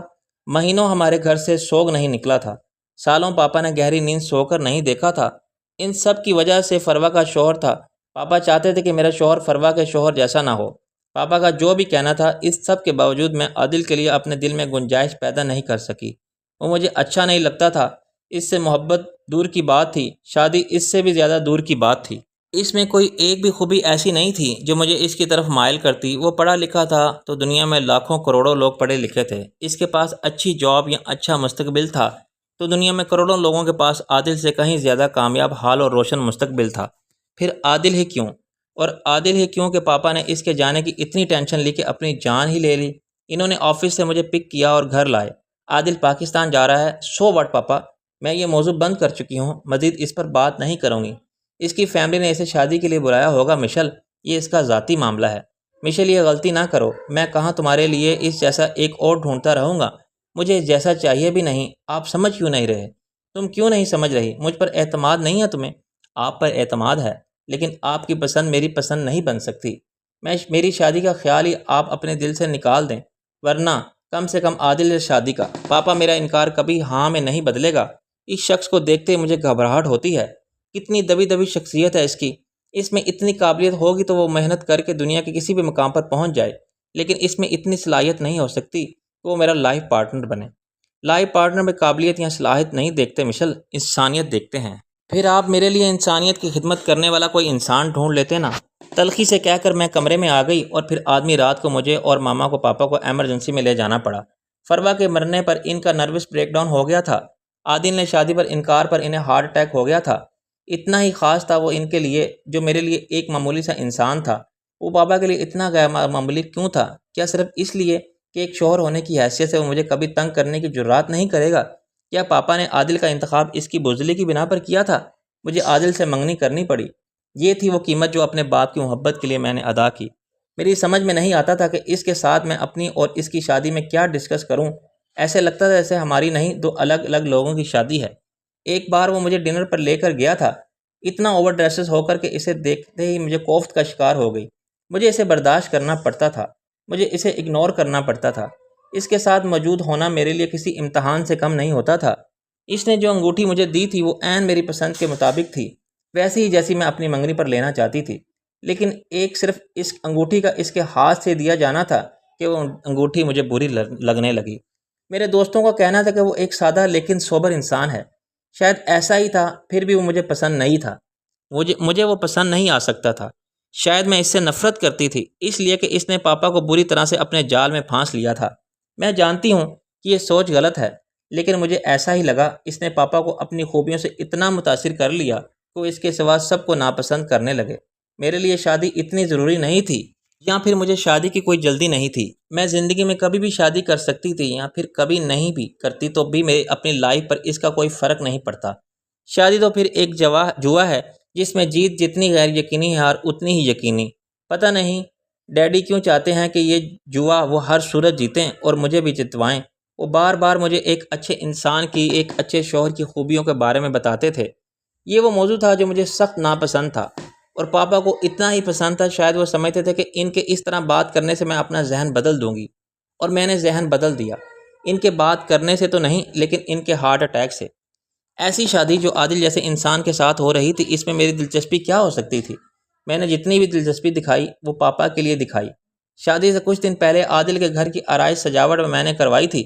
جو میں نے کروایا تھا اس کی پوری پیمنٹ مجھے دے دی۔ اس نے چیک میرے آگے کیا۔ تم نے ہمارا گھر بہت اچھا سجایا ہے مشل، یہ خوبصورت ہے تمہاری طرح۔ وہ مجھ سے ڈرتا تھا، میں جانتی تھی۔ اس ڈر کی وجہ سے وہ میری تعریف نہیں کر سکتا تھا، اور جب کر دیتا تھا تو صاف نظر آتا تھا کہ اس نے بہت جرات سے کام لیا ہے۔ مجھے نہ اس کا ڈر پسند تھا نہ جرات۔ اگر میں اس کی جگہ ہوتی تو کبھی ایسی لڑکی سے شادی نہ کرتی جس سے بات کرنے سے پہلے 10 بار سوچنا پڑے۔ وہ 10 نہیں 20 بار سوچتا ہوگا، کیونکہ وہ مجھے ناراض نہیں کرنا چاہتا تھا۔ وہ نہیں چاہتا تھا کہ مجھے کوئی بات بری لگے یا مجھے کوئی بات ہرٹ کرے۔ اس امکان کو میں نے بہت بات سوچا۔ جب وہ چلا گیا مجھے اکثر یہ لگتا ہے وہ مجھے اپنے پیسوں سے متاثر کرنے کی کوشش کرتا ہے۔ اس نے شادی کے لیے مجھے جو گفٹ دیے ہیں وہ مجھے متاثر کرنے کی ابتدائی کوششوں میں سے ایک تھی۔ کوئی ایسے کسی بھی انسان کو کیسے پسند کر سکتا ہے جو ہر وقت دوسروں کو متاثر کرنے میں ہلکان رہتا ہے؟ میں اس سے بہت زیادہ چڑھتی ہوں۔ میں جانتی ہوں میں اسے ایک نارمل حد تک پسند نہیں کر سکتی، یہ بھی جانتی ہوں پھر اس صورت میں ہمارا تعلق کسی ایگریمنٹ سے زیادہ کیا حیثیت رکھ سکتا ہے؟ جیسے کہ اکثر ہمیں بہت ساری ایسی ماڈلز کے ساتھ کام کرنا پڑتا ہے جنہیں ہم ذاتی طور پر بالکل پسند نہیں کرتے، لیکن چونکہ ہمیں ان کی ضرورت ہوتی ہے اس لیے ہم ان سے ایگریمنٹ بھی کرتے ہیں اور انہیں برداشت بھی۔ ایک بار پاپا گھر آئے، جیسا کہ وہ جان بوجھ کر اچانک میرے گھر آتے رہتے تھے کہ دیکھیں ہم دونوں کسی بات پر جھگڑ تو نہیں رہے، یہ سب کچھ ٹھیک چل رہا ہے نا؟ میں جو آنکھوں پر ہاتھ رکھے کاؤچ پر اونگ رہی تھی میرے پاس بیٹھ گئے۔ تھک گئی ہو مشل؟ اوہ پاپا آپ کب آئے؟ میں تو تمہارے کچن سے بھی ہو آیا ہوں۔ بہت مزے کا کھانا بنایا ہے آج عادل نے۔ آپ نے کھا بھی لیا؟ تھوڑا سا۔ عادل کہاں ہے؟ اور یہ سوال تھا کس کا جواب میں نہیں جانتی۔ جب میں گھر آتی تو مجھے بالکل پرواہ نہیں ہوتی کہ وہ کہاں ہے، کیا کر رہا ہے۔ اگر وہ مجھ سے پہلے گھر میں موجود ہوتا ہے، گھر میں داخل ہوتے ہی وہ نظر آ جاتا ہے۔ اگر میں عادل کی طرف سے بات کروں تو ایسے ہوتا کہ وہ گھر پر میرا انتظار کر رہا ہوتا ہے۔ پاپا نے اس کے بارے میں پوچھا تو میری سمجھ میں نہیں آیا۔ یہیں کہیں ہوگا۔ یہیں کہیں کہاں؟ پاپا ناراض سے ہو گئے کہ ان میں ہوگا، کچن میں ہوگا یا لان میں ہوگا، ابھی دیکھتی ہوں۔ آدھا گھنٹہ پہلے میں نے تمہیں آفس سے آتے دیکھا ہے، 30 منٹ سے تمہیں معلوم نہیں کہ عادل ہے کہاں؟ وہ میں آتے ہی کاؤچ پر لیٹ گئی تھی، بس نیند آ گئی۔ پاپا اٹھے اور عادل کو آوازیں دینے لگے، پھر اس سے فون کرنے لگے، آفس میں ہے وہ آج دیر سے آئے گا۔ پھر کھانا کس نے بنایا؟ میں حیران ہوئی۔ وہ کہہ رہا تھا کہ وہ 1 گھنٹہ پہلے گھر آیا تھا، یعنی وہ آیا تھا تمہارے لیے کھانا بنانے کہ تمہیں آتے ہی بھوک لگتی ہے اور تمہیں یہ تک معلوم نہیں کہ وہ کہاں ہے۔ پاپا خفا ہو کر گھر واپس جانے لگے۔ میرے ساتھ کھانا کھا لیں پاپا، ممی کو بھی یہیں بلا لیتے ہیں، تم اپنے شوہر کا کھانے پر انتظار کرو گی تو مجھے زیادہ اچھا لگے گا، کہہ کر وہ چلے گئے۔ پہلی بار مجھے عادل نے حیران کر دیا تھا کہ وہ گھر آیا اور میرے لیے کھانا بنا کر چلا گیا۔ وہ جانتا تھا کہ کوکنگ کرنا بالکل پسند نہیں۔ آفس سے آتے ہی مجھے بھوک بھی بہت لگتی ہے۔ عادل اچھا انسان ہے، خیال رکھتا ہے، بات مانتا ہے، لیکن پھر بھی وہ مجھے پسند نہیں۔ وہ حیران کر دیتا ہے لیکن متاثر نہیں۔ شاید وہ مجھے متاثر بھی کر دے، میں متاثر ہو بھی جاؤں، لیکن پھر بھی وہ یہ سمجھتا ہے کہ اس کے حلیے میں جو تبدیلیاں آ رہی ہیں میں ان سے لا علم ہوں۔ اس میں اتنی تیزی سے اور اتنی تبدیلیاں آ رہی ہیں کوئی بھی اسے دیکھ کر چونک جاتا۔ ایک دن میں نے اسے کار سے نکلتے ہوئے دیکھا۔ میں اپنے آفس کی کھڑکی میں کھڑی بارش کا نظارہ کر رہی تھی جب وہ پارکنگ سے بارش میں بھیگتا ہوا آفس بلڈنگ کی طرف آیا۔ وہ پہلی بار تھا کہ میں نے اسے پہچاننے میں تھوڑا وقت لیا۔ اس کا ہیئر سٹائل بدلا ہوا تھا، یقیناً اس نے بالوں کو کلر بھی کروایا تھا اور انہیں باقاعدہ سیٹ کروایا تھا۔ اس کی شرٹ پر کوٹ، شوز اور ہاتھ میں پہنی ریسٹ واچ میں ایسی نمایاں تبدیلی تھی کہ کھڑکی سے اسے دیکھتے ہوئے میں چند سیکنڈز کے لیے اسے پہچان ہی نہیں سکی۔ میرا شک یقین میں بدل گیا کہ وہ گرومنگ کلاسز لے رہا ہے۔ آج وہ فائنل میک اپ اوور کروا کر آیا تھا۔ ایک عرصے سے وہ کچھ زیادہ ہی اپنی ڈائٹ کا خیال رکھنے لگا تھا، اپنے لیے اسپیشل فوڈ بناتا تھا، جم جا رہا تھا، ریگولر رننگ جوگنگ کرتا تھا۔ اس کی باڈی ایک خاص شیپ میں بدلنے لگی تھی۔ آج جیسے وہ مجھے سرپرائز دینے آیا تھا، میں سرپرائزڈ ہو گئی تھی، بہت حیران تھی۔ اس نے خود کو بہت حد تک بدل لیا تھا۔ اس کی شخصیت کی سادگی اپ ڈیٹ ہو چکی تھی۔ جیسے کہ پاپا کہتے ہیں وہ بہت ڈیسنٹ ہے، تو آج وہ ڈیسنٹ پرسن، ڈیشنگ پرسن لگ رہا تھا۔ وہ اندر میرے آفس میں آیا اور مجھ سے کہا کہ کیا میں اس کے ساتھ لنچ کے لیے چلوں گی؟ میں نے صاف انکار کر دیا۔ میرا خیال تھا کہ آج موسم بہت اچھا ہے، ہمیں لنچ کہیں باہر کرنا چاہیے۔ میرے انکار پر بھی وہ ضد تھا، ہمیں لنچ باہر کر لینا چاہیے۔ میں نے ایک فائل اٹھائی اور اسے پڑھنے لگی اور اس سے کہا کہ میں بہت مصروف ہوں۔ سر ہلا کر وہ چلا گیا۔ پہلے وہ مجھ سے فون پر پوچھا کرتا تھا کہ میں لنچ کے لیے اس کے ساتھ جا سکتی ہوں، اور وہ خود آیا تھا۔ میں اس کے ساتھ لنچ کے لیے ضرور چلی جاتی اگر اس کے لیے میری ناپسندیدگی میں کوئی کمی آ چکی ہوتی۔ ویسے بھی آج وہ مجھے لنچ پر لے جانے نہیں، خود کو دکھانے آیا تھا۔ میں نے اسے سرسری نظر سے بھی نہیں دیکھا۔ جو مایوسی اس کے چہرے پر نمایاں ہوئی وہ مجھے نظر آ گئی تھی، لیکن میں کیا کرتی؟ خود پر جبراً اس پر رحم۔ میں جانتی ہوں خود کو، میں جس چیز کو ایک بار ناپسند کر لیتی ہوں پھر اسے کبھی پسند نہیں کرتی۔ جن کھانوں کو، جن کپڑوں کو، جن رنگوں، شہروں کو، لوگوں کو میں نے ایک بار ناپسند کیا، انہیں پھر کبھی پسند نہیں کیا۔ ناپسندیدہ چیزیں جیسے میری انا کے لیے چیلنج بن جاتی ہیں۔ میری انا اتنی بلند ہے کہ میں آسانی سے یہ چیلنج جیت جاتی ہوں۔ اس معاملے میں پتھر کی لکیر ہوں، بلکہ پتھر ہوں میں۔ مجھے نظر آ رہا تھا کہ اس کی وارڈروب میں کیا تبدیلیاں آ رہی ہیں، اس کے لیے کہاں کہاں سے پارسل آ رہے ہیں۔ مجھے ہنسی آتی تھی کہ وہ کس کے لیے خود کو اتنا ہلکان کر رہا ہے۔ کیسے لگتا ہے کہ وہ اگر کسی ماڈل مرد کی طرح چارمنگ ہو جائے گا تو مجھے اچھا لگے گا، وہ ہینڈسم ہوگا تو میں اس سے محبت کرنے لگوں گی؟ یا وہ میرا فخر بننا چاہتا تھا؟ وہ چاہتا تھا کہ میں اس کے ساتھ فخر سے چل سکوں۔ اگر وہ باعث فخر تھا تو پاپا کے لیے، متاثر کرتا تھا تو صرف انہیں۔ مجھے عادل ہمیشہ ایک بوجھ لگا، ایک ایسا سایہ جو میرے پیچھے پیچھے رہتا تھا۔ ٹھیک ہے کہ پاپا کہتے ہیں کہ اس میں بہت سی خوبیاں ہیں، اس لیے آج تک مجھ سے یہ نہیں پوچھا کہ میں کہاں تھی اور اتنی دیر سے گھر کیوں آئی، کس کے ساتھ تھی، اسے فون کیوں نہیں کر سکی، اس کی کال کا جواب کیوں نہیں دے سکی۔ ڈیڈی کہتے ہیں کہ وہ بے ضرر انسان ہے۔ اگر کسی انسان کی ذات سے کسی دوسرے انسان کو کوئی تکلیف نہ پہنچے تو وہ انسان فرشتہ ہوتا ہے۔ میں مانتی ہوں کہ وہ بے ضرر ہی ہے۔ میں نے شادی کے بعد بھی شادی سے پہلے والی لائف گزاری۔ میں اپنے دوستوں کے ساتھ گھومتی پھرتی رہی ہوں، ان کے ساتھ پارٹی کی، ہلا گلا کیا، تھیٹر، سینما، کنسرٹ پر گئی، میچز دیکھے، وہ سب کیا جو میرا دل چاہا۔ میں کسی کو جواب دہ نہیں تھی، عادل کو تو بالکل نہیں۔ وہ میرے گڈ ایوننگ، گڈ نائٹ کہنے پر ہی خوش ہو جاتا تھا۔ جس دن میں اس سے کہہ دیتی کہ کیا وہ میرے لیے ایک کپ کافی بنا دے گا تو وہ دن اس کے لیے خاص ہو جاتا۔ میں اسے مسکرا کر دیکھ لیتی تو سارا دن مسکراہٹ اس کے چہرے سے الگ نہیں ہوتی تھی۔ اپنی کافی کے ساتھ اگر میں اس کی کافی بھی بنا دیتی تو اسے لگتا تھا کہ جیسے میں اس سے محبت کرنے لگی ہوں۔ مجھے اس سے محبت ضرور ہو جاتی اگر وہ مجھے پسند آ جاتا۔ اس میں ایسا کچھ نہیں تھا جسے ناپسند کیا جاتا، تو ایسا بھی کچھ نہیں تھا اسے ناپسند کر لیا جاتا، کہ محبت ہی کر لی جاتی۔ وہ ایک شوہر تھا، صرف شوہر، اور بس۔ پاپا مطمئن تھے، ممی خوش تھیں، اور مجھے کیا چاہیے تھا؟ میں سکون سے اپنے میگزین کے لیے کام کرتی تھی، عادل کے ساتھ ہوئے شادی ایگریمنٹ کو نبھا رہی تھی، تو دوسری طرف اپنے کیریئر کے لیے میں جیسے جان کی بازی لگا رہی تھی۔ اور جب زندگی میں ایک ناپسندیدہ چیز موجود تھی تو مجھے زندگی میں ہر چیز اپنی پسندیدہ چاہیے تھی، گھر سے لے کر آفس تک، کام سے لے کر کامیابی تک۔ ایک دن میں اپنے میگزین کے ایک آرٹیکل کے لیے میلبورن کی ٹاپ 10 ڈانس اکیڈمیز میں سے ایک میں گئی تھی۔ کافی دیر تک میں آفس میں بیٹھی مائیکل سے بات چیت کر رہی تھی۔ جس وقت میں واپس آ رہی تھی اس وقت میں نے سرسری سا شیشے کی طرف دیوار کے پار دیکھا، جہاں ایک بڑا ہال تھا اور بہت سے لڑکے لڑکیاں ڈانس پریکٹس کر رہے تھے۔ میری نظر پلٹ گئی، لیکن میں چلتے چلتے رک بھی گئی۔ 4 قدم چل کر مجھے پھر سے اپنی نظروں کو شیشے کے اس طرف موڑنا پڑا جہاں انسٹرکٹر ایک لڑکے کے ساتھ مصروف تھا۔ انسٹرکٹر کھڑا ہو کر اسے اسٹیپ کر کے دکھا رہا تھا، پھر اس نے سامنے والے کو کہا کہ وہ کر کے دکھائے۔ سامنے والا انسان عادل تھا۔ میں آج بھی ٹھیک سے یہ نہیں جان سکی کہ چلتے چلتے میں کیوں رک گئی تھی۔ کس چیز نے مجھے زیادہ حیران کیا تھا، عادل نے یا اس کی وہاں موجودگی نے؟ میں وہیں کھڑی رہی اور اس کی طرف ہی دیکھتی رہی۔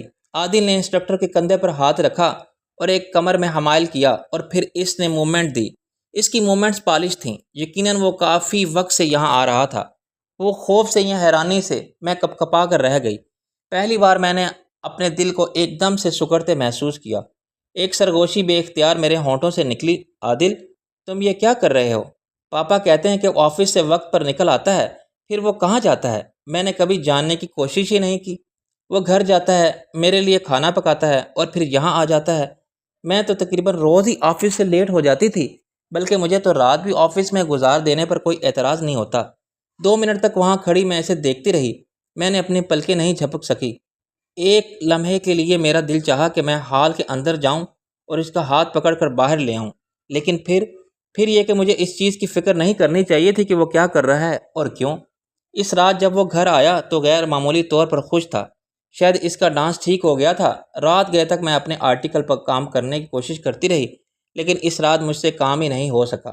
میں بار بار بیڈ رومز کے آدھ کھلے دروازے کی طرف دیکھ رہی تھی جہاں اندر سو رہا تھا عادل۔ پتہ نہیں کیوں لیکن میں نے اسے اپنے لیے ایک چیلنج سمجھ لیا تھا۔ مجھے نہ اول کو یہ موقع دینا ہی نہیں تھا کہ وہ اپنے رقص سے کسی کو بھی متاثر کر سکے یا کم سے کم اس کا مظاہرہ کر سکے۔ جب سے وہ ویل گراؤنڈ ہوا تھا تب سے پاپا اس کے اور زیادہ گرویدہ ہو گئے تھے۔ انفیکٹ وہ تو ہر وقت اس کی ڈریسنگ اور پرسنالٹی کی تعریف کرتے رہتے تھے۔ وہ بار بار مجھے یہ جتاتے رہتے تھے کہ وہ کس قدر ہینڈسم ہو چکا ہے۔ ہمارے حلقہ احباب میں کوئی بھی اس کی پرسنالٹی جیسا نہیں ہے۔ اس کی شخصیت میری شخصیت سے کہیں زیادہ پرکشش ہو چکی ہے۔ شاید اس نے زندگی بھر کبھی خود پر اتنے پیسے انویسٹ نہیں کیے تھے جتنے وہ اب کر رہا تھا۔ انویسٹمنٹ جتنی بڑی ہوتی ہے فائدہ بھی اتنا ہی زیادہ ہوتا ہے۔ میرے دوست بھی اس کی تعریف کرنے لگے تھے۔ اکثر لوگ تو اسے پہچاننے میں کافی وقت لیتے تھے۔ پاپا کی دیکھا دیکھی کومل بھی عادل سے متاثر نظر آنے لگی تھی۔ ایک دن وہ مجھ سے کہنے لگی، پاپا کا فیصلہ ٹھیک تھا، عادل تو واقعی میں بہت اچھا انسان ہے، تم سے محبت بھی کرتا ہے۔ تو میں ہنس دی، تمہیں کیسے پتا وہ مجھ سے محبت کرتا ہے؟ کومل حیران ہو کر مجھے دیکھنے لگی۔ کیوں تمہیں نہیں پتا؟ جب سب کو نظر آ رہا ہے کہ تمہیں کیوں نہیں؟ نہیں، مجھے کچھ نظر نہیں آ رہا، جب کہ مجھے سب نظر آ رہا تھا۔ وہ کیا کر رہا ہے، کیوں کر رہا ہے، کتنا بدل رہا ہے، میرا کتنا خیال رکھتا ہے، سب۔ لیکن بات صرف اتنی سی تھی کہ مجھے اس سے کوئی فرق نہیں پڑ رہا تھا۔ ڈانس سیکھتے ہوئے اس نے مجھے چونکا دیا تھا، خوف زدہ بھی کر دیا تھا۔ اس رات میں سو بھی نہیں سکی تھی، لیکن اس سے زیادہ کچھ نہیں۔ میں نے اپنی آفیشلز پارٹیز میں جانا ہی چھوڑ دیا تھا کیونکہ میں نہیں چاہتی تھی کہ وہ وہاں میرے ساتھ جائے۔ لیکن پھر اس نے میرے لیے برتھ پارٹی ارینج کی۔ پہلی بار ایسا ہوا تھا کہ میں اتنی مصروف ہو گئی کہ میں اپنی برتھ ڈے بھول گئی۔ میں یہ بھی بھول گئی تھی کہ ایسی کوئی پارٹی مجھے دی جا سکتی ہے جہاں رات کو میرے سارے دوست گھر میں موجود ہوں، کہ گھر سجا ہوگا، لان میں ایک عالی شان پارٹی کا انتظام ہوگا۔ پاپا خوش تھے، بہت خوش تھے، اور عادل بھی، کومل اور ممی بھی۔ پتہ نہیں وہ سب کیوں اتنے خوش تھے۔ کیا ان سب نے اپنے اپنے غموں کا علاج میری خوشیوں میں تلاش کر لیا تھا؟ کیا انہیں یہ لگتا تھا کہ اب جب کہ میں اور عادل ایک پرفیکٹ کپل بن چکے ہیں تو ان کے سارے زخم بھر چکے ہیں؟ کیا عادل ان کے لیے مرہم تھا؟ اگر ایسا تھا تو وہ میرے لیے زہر کیوں تھا؟ جس وقت عادل نے اپنا ہاتھ میرے سامنے کیا اور میں اس کے ساتھ ڈانس کروں، اس وقت میں اسے صاف انکار کر دینا چاہتی تھی، اور میں کر ہی رہی تھی کہ کومل نے کہا، اگر آج رقص نہیں ہوگا تو کب ہوگا؟ فوراً شروع ہو جاؤ دونوں۔ شاید کومل جانتی تھی کہ عادل رقص سیکھتا رہا ہے، شاید وہ عادل کی راز و دار بن چکی تھی۔ میں نے اس رات محسوس کیا کہ میرا بھانجا کومل کا اکلوتا بیٹا بھی عادل کے ساتھ ساتھ تھا۔ وہ عادل کے ساتھ سیلفیاں لے رہا تھا، اسے اپنے دوستوں سے ملوا رہا تھا۔ خضر عام نارمل بچوں کی طرح ایکٹ کر رہا تھا، جو کہ وہ کم ہی کیا کرتا تھا۔ وہ تنہائی پسند تھا اور زیادہ تر اپنے کمرے میں گیمز کھیلنا پسند کرتا تھا۔ خضر کے اتنے دوست کیسے بنے؟ اس نے کب اپنے کمرے سے نکلنا شروع کیا؟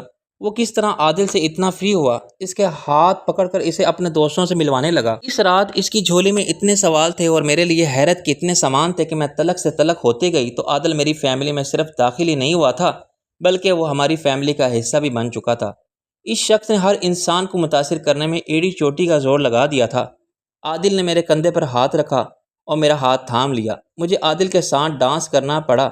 میں جو ایک اتنے بڑے فیشن میگزین میں کام کرتی ہوں، جس کا ہر دن شوبز کے ہائی فائی لوگوں سے ملاقاتیں گزرتا، تو ان کی زندگیوں کے تجربے کرتے ہوئے ان کی پروفیشنل لائف کے بارے میں لکھتے گزرتا، مجھے یہ ماننے میں کوئی آر نہیں کہ اس رات عادل نے کسی فلمی ہیرو کی طرح رقص کیا، مجھے کسی ہیروئن کی طرح ٹریٹ کیا۔ اس رات کی اس پرفارمنس آؤٹ کلاس تھی۔ اس کا چہرہ خوشی سے دمک رہا تھا۔ یہ حقیقت کہ وہ میرے ساتھ ایسے رقص کر سکتا تھا اور کر رہا ہے، اسے کسی خواب میں لے جا رہی تھی۔ وہ میری آنکھوں میں دیکھ رہا تھا، ہاں، وہ مجھے پوری جرت اور دلیری سے دیکھ رہا تھا۔ اس نے جھک کر میرے کان میں سرگوشی کی اور میری گردن پر جھک آیا۔ میری ریڑھ کی ہڈی میں سنسناہٹ ہوئی۔ میں نے اسے فوراً پرے دھکیل دینا چاہا۔ میں تھک گئی ہوں، ابھی تو ملی ہو، ابھی کیسے جانے دوں؟ اس نے میرا ہاتھ نہیں چھوڑا۔ بازو میری کمر میں حمائل رہا اور گردن کا جھکاؤ بدستور پہلے جیسا۔ اگر اس رات کا اہتمام میرے لیے تھا تو وہ رات عادل کے نام تھی۔ سب خوش تھے، میرے لیے نہیں، عادل کے لیے۔ وہ اسٹار تھا اس رات کا۔ میں نے پاپا کو آج سے زیادہ کبھی اتنا خوش نہیں دیکھا تھا۔ حیران کر دیا نا انکل آپ کو؟ خضر نے میرے پاس آ کر پوچھا۔ میں حیرت سے اسے دیکھنے لگی۔ آپ سے اچھا ڈانس کرتے ہیں۔ اب وہ آپ خوبصورت ہیں لیکن وہ تو کمال ہیں۔ عادل پاپا اور ممی سے باتیں کر رہا تھا، وہ ہنس رہا تھا، مسکرا رہا تھا۔ مجھے صاف صاف ایسے لگا جیسے اس نے مجھے ہرا دیا اور وہ جیت گیا۔ عادل جیسے انسان کو جیت جانے دینا اس جیسے انسان سے ہار جانا مجھے اپنی تذلیل لگا۔ اگلے دن وہ چلا گیا۔ اچھا ہوتا تم بھی عادل کے ساتھ چلی جاتی، کچھ دیر وہاں اپنے سسرال جا کر رہو۔ اب جب عادل بلائے تب چلی جانا، کام کو اتنا سر پر سوار نہیں کرتے۔ پتہ نہیں اس نے پاپا سے کیا کہا تھا کیا نہیں، کیا سچ کیا کیا جھوٹ کہ پاپا مجھ سے کوئی باز پرس نہیں کر رہے تھے۔ وہ بہت مطمئن تھے، میں بھی بہت مطمئن تھی۔ وہ میرے نام ایک خط ٹیبل پر چھوڑ گیا تھا کہ میں پاپا کی فکر نہ کروں، وہ انہیں سمجھا لے گا۔ میں اپنے فیصلے آزاد ہوں۔ میں نے چاہا کہ میں پاپا کے گھر چلی جاؤں تو انہوں نے مجھے منع کر دیا۔ اپنے گھر میں رہو اور اپنے شوہر کا انتظار کرو۔ تمہیں بھی معلوم ہو کہ عادل کے بغیر گھر کیسا لگتا ہے۔ عادل کے بغیر گھر ویسا ہی تھا جیسا پہلے تھا۔ نہ تو وہ میرے لیے پہلے گھر میں موجود تھا، نہ بعد میں ہوا۔ ان لوگوں کے جانے سے زندگی میں فرق پڑتا ہے جن لوگوں کی موجودگی سے فرق پڑے۔ جیسے زندگی میں شامل ہی نہیں کیا اسے نکال دینے پر افسوس کیا کرنا؟ ہاں، لیکن چند بار مجھے افسوس ہوا کہ میں نے ایک عام سے شخص کو اتنا ہلکان کر دیا کہ وہ اس کو سر سے پیر تک بدل دینے میں مصروف ہو گیا۔ کوکنگ سیکھتا رہا، گرومنگ کرتا رہا، رقص میں غلطہ رہا، وہ خود کو خاص بنا لینے پر کمر بستہ ہو گیا۔ مجھے افسوس تھا اور بس پاپا کی باتوں سے اندازہ ہوتا تھا کہ ان کی عادل سے روز بات ہوتی ہے۔ ایسے ہی روز بات کرتے عادل ایک دن انہیں ہمارے فیصلے کے بارے میں بتا دے گا کہ مجھے عادل پر بھروسہ تھا۔ جیسے ایسے اس شخص نے باقی کے سب کام اتنی خوش اسلوبی سے کیے تھے، وہ یہ کام بھی بہت اچھے انداز سے کر لے گا۔ تمہارا اس اکیلے گھر میں دل پریشان نہیں ہوتا مشل؟ عادل کو گئے ہوئے 8 مہینے سے زیادہ کا عرصہ ہو گیا ہے۔ تو ایک رات پاپا نے مجھ سے پوچھا، سارا دن تو میں آفس میں ہوتی ہوں، رات کو سونا ہی تو ہوتا ہے، کیا زندگی یہی ہے؟ دن کو کام کرنا اور رات کو سو جانا، اپنے کیریئر کے لیے جنون رکھنا اور اپنی پرسنل لائف کو کوئی اہمیت نہ دینا۔ میں خاموش رہی۔ مجھے یہ خوف ہمیشہ رہا تھا کہ مجھے اپنی کسی بیٹی کے لیے ایک اچھا انسان نہیں مل سکے گا۔ مجھے یہ خواب لگتا تھا کہ کبھی ایسا بھی ہوگا کہ میری کسی بیٹی کا شوہر اتنا اچھا ہوگا کہ میں رات کو سکون سے سو جایا کروں گا۔ فروا کی موت کے بعد میں تمہاری موت کے فوبیا میں مبتلا ہو گیا تھا۔ جب کوئی انسان اولاد لا ہوتا ہے، مطابلہ ہوتا ہے، اولاد لا ہوتا ہے، اور نہ اس دن سے ہی دن وہ کئی طرح کے خوفوں میں مبتلا رہتا ہے۔ میں تو پھر بیٹیوں والا ہوں، لیکن تم سے یہ باتیں کرنا یا تمہیں سمجھانا بیکار ہے کیونکہ تم ضدی اور خود پسند ہو۔ میں خود پسند نہیں ہوں پاپا، مجھے پاپا کے اتنے سفاکی سے کہنے پر دکھ ہوا۔ تم خود کو کیا سمجھتی ہو مشل؟ ہو تم ایک انسان ہی نا۔ اگر تم خوبصورت ہو تو اس میں تمہارا کیا کمال ہے؟ اگر تم پڑھی لکھی ہو تو اس میں میرا کمال ہے۔ میں نے رات دن محنت کی، تمہیں زندگی کی ساری سہولتیں دیں۔ اگر میرا باپ پاکستان سے یہاں نہ آتا تو تمہاری پیدائش بھی کسی دیہات میں ہوتی، تم اس سے کہیں زیادہ عام اور معمولی ہوتی، جتنا عادل تمہیں لگتا ہے۔ جب ایک انسان خود کو بہت اونچے مقام پر رکھ لیتا ہے تو اسے باقی کے سب لوگ خود سے چھوٹے ہی نظر آتے ہیں۔ خود کو تم نے کس خوبی کی بنا پر اتنا اونچائی پر رکھ لیا؟ تم عادل سے شادی سے انکار کرتی تھی تو مجھے یقین تھا کہ جب تم اس کے ساتھ رہو گی تو تم بھی اس کی گرویدہ ہو جاؤ گی، ہو نا؟ لیکن گرویدہ تو وہ شخص ہو جو خود اپنے شہر سے نکل سکے، جسے اپنی ہی چاہ کر کے فرصت نہ، وہ کسی کو کیا صحرا کرے گا۔ مجھے افسوس ہے مشل کہ تمہیں یہ تو معلوم ہے کہ تمہیں اپنے فلاں ڈریس کے ساتھ کون سے شوز کا کون سا کلچ لینا ہے، لیکن تمہیں یہ نہیں معلوم کہ ایک اچھے انسان کے ساتھ کیسے رہنا ہے۔ میں حیرت سے ڈیڈی کو دیکھ رہی تھی۔ عادل مجھ سے تفصیل سے بات کر چکا ہے۔ وہ چاہتا ہے کہ میں تمہیں تمہاری مرضی کی زندگی گزارنے دوں۔ تم اپنی محبت کا دباؤ نہ ڈالو، وہ تمہیں چھوڑنے کے لیے تیار ہے۔ تم کاغذات بنوا لو، وہ سائن کر دے گا۔ یہ گھر وہ پہلے ہی تمہارے نام کر چکا ہے۔ تم کچھ اور لینا چاہو تو اس کا دعویٰ کر دینا۔ تم نے خود پر شادی کی اسٹمپ لگوا لی ہے، اب چاہو تو ساری زندگی سنگل رہ سکتی ہو۔ عادل کے بارے میں جو میرے دعوے تھے وہ سب سچ ثابت ہوئے۔ اس نے مجھے مایوس نہیں کیا، مجھے تو میری اپنی ہی اولاد نے کیا۔ اب مجھے اس چیز کا خوف نہیں رہے گا کہ میری بیٹی کی زندگی میں کوئی برا شخص آ جائے گا، کیونکہ اب میں یہ جان گیا ہوں کہ اچھے شخص کو میری بیٹی خود اپنی زندگی سے بے دخل کرتی رہے گی۔ عادل کو بھی مکمل بے دخل کر دو۔ میں چاہتا ہوں کہ وہ کسی اپنے جیسی لڑکی سے شادی کر لے اور اپنا گھر بسا لے۔ میں اسے بہت پسند کرتا ہوں۔ اس نے تمہارے ساتھ ایک صبر آزما وقت گزارا ہے، بس اس کے صبر کی قدر کرتا ہوں پاپا۔ تم اپنے ہر طرح کے فیصلے کے لیے آزاد ہو مشل۔ میری بات سنے بغیر وہ اپنی کہہ کر چلے گئے۔ جس رات پاپا میرے پاس آئے تھے، اس رات کے دن میں آفس میں بھی ایک واقعہ ہوا تھا۔ یہ آرٹیکل آپ نے لکھا ہے؟ تند و تیز انداز میں ایک عورت میرے آفس آئی۔ جی میں نے ہی لکھا ہے۔ پہلے میں نے سوچا کہ مجھے تمہیں ای میل کرنی چاہیے، پھر سوچا کہ جو بات ملاقات میں ہے وہ ای میل میں نہیں۔ ویسے بھی تم جیسے لوگ کی طبیعت لائف صاف کرنی چاہیے۔ جولائی کے ایڈیشن میں تم نے جو میگزین کے کور پر کول ہسبینڈ ہارڈ گائے پرفیکٹ ہسبینڈ کی تصویریں دی اور اندر آرٹیکل اور ہنٹ دیے ہیں، کیا سوچ کر دیے ہیں؟ تمہیں کیا لگتا ہے کہ وہی لڑکا بیسٹ ہو سکتا ہے جس کی باڈی اچھی شیپ میں ہو؟ وہی شوہر پرفیکٹ ہو سکتا ہے جو بیوی کی برتھ ڈے کو یاد رکھے، جو بیوی کو غیر معمولی گفٹ دے سکے، جو اسے ہفتے میں ایک بار ڈنر کے لیے لے کر جائے، جو دیکھنے میں ہینڈسم ہو، اس کے پاس ٹریولنگ کروانے کے لیے ڈھیر سارے پیسے ہوں، جو کسی فلمی ہیرو کی طرح ہمارے سب خواب کو سچ کر دکھائے؟ یہ ہے وہ اسکیل جو تم لوگ دوسروں کو جج کرنے کے لیے دیتے ہو۔ تم ہوتے کون ہو ہمیں یہ اسکیل دینے والے؟ بند کرو یہ واہیات چیزیں لکھنا۔ میرا ہسبینڈ یہ سب چیزیں پڑھتا ہے اور اسے لگتا ہے کہ وہ ایک پرفیکٹ ہسبینڈ نہیں ہے۔ میرے برتھ ڈے گفٹ کے لیے اس نے اپنی کچھ قیمتی اور پیاری چیزیں بیچ دیں۔ اسے لگنا کہ شاید دنیا کی ہر عورت ایسے ہی خوش رہ سکتی ہے۔ ہر عورت کو یہی سب چاہیے۔ ہفتے کے 6 دن وہ پارٹ ٹائم کام کرنے لگا ہے تاکہ ہفتے میں ایک بار مجھے کسی اچھی جگہ پر ڈنر کرا سکے۔ اپنی ضروریات کو نظر انداز کر کے وہ مجھے ٹریول کروانے کے لیے پیسے جمع کر رہا ہے۔ تم لوگ کیوں دوسروں کی لوگوں کی زندگیاں مشکل میں ڈالتے ہو؟ میرا شوہر تمہارے میگزین کے کور پر آنے والے پرفیکٹ گائے جیسا نہیں دکھتا، لیکن وہ میرے لیے پرفیکٹ ہے کیونکہ وہ مجھ سے محبت کرتا ہے۔ اس کی جیب میں پیسے ہیں یا نہیں، وہ مجھے ڈھیر ساری شاپنگ کروا سکتا ہے یا نہیں، مجھے اس کی پرواہ نہیں ہے کیونکہ وہ میرے دکھ میں میرے ساتھ مل کر روتا ہے، میری خوشی میں میرے ساتھ خوش ہوتا ہے۔ تم یہ سب لکھ کر میرے شوہر کو اذیت دینا بند کرو یہ سب بکواس لکھنا۔ تم وہ وٹریل ہو جو سادہ دل لوگوں کی زندگی کا خون چوستی ہو۔ تم جیسے گھٹیا لوگ اپنی زندگی کو مشینوں کی طرح چلاتے ہیں اور انہیں لگتا ہے کہ باقی کی دنیا بھی اسی فارمولے پر چلے۔ کیا میں واقعی اپنی زندگی کو کسی مشین کی طرح چلا رہی ہوں؟ میں نے اپنی زندگی پر ایک فارمولہ لگا لیا تھا۔ جو اسکیل میں دوسروں کو دے رہی تھی، اسی اسکیل پر میں نے عادل کو رکھا ہوا تھا۔ اس دن اور اس رات مجھے لگا کہ ہر شخص عادل کی زبان بول رہا ہے، ہر شخص عادل کے حق میں بول رہا ہے، ہر اشارہ اس کے حق میں جا رہا ہے۔ اس رات پہلی بار میں نے اپنے دل کو ڈوبتے ہوئے محسوس کیا۔ پہلی بار مجھے لگا کہ جس نظریے سے میں دنیا کو اور عادل کو دیکھتی رہی ہوں وہ نظریہ ہی غلط ہے۔ نہیں، مجھے عادل سے محبت نہیں ہو گئی تھی، میں تو اس سے متاثر ہوئی تھی کہ کیسے ہر شخص اس کی وکالت کر رہا ہے، ہر شخص، ہر واقعہ، ہر اشارہ۔ وہ خود پاکستان میں تھا اور وہ اپنے وکیل چھوڑ کر گیا تھا۔ اگلے دن صبح ہی مجھے ہمارے فیملی وکیل کی کال آ گئی۔ ان کا کہنا تھا کہ پاپا نے انہیں مجھ سے بات کرنے کے لیے کہا ہے۔ پاپا کا رویہ مجھے حیران کر رہا تھا۔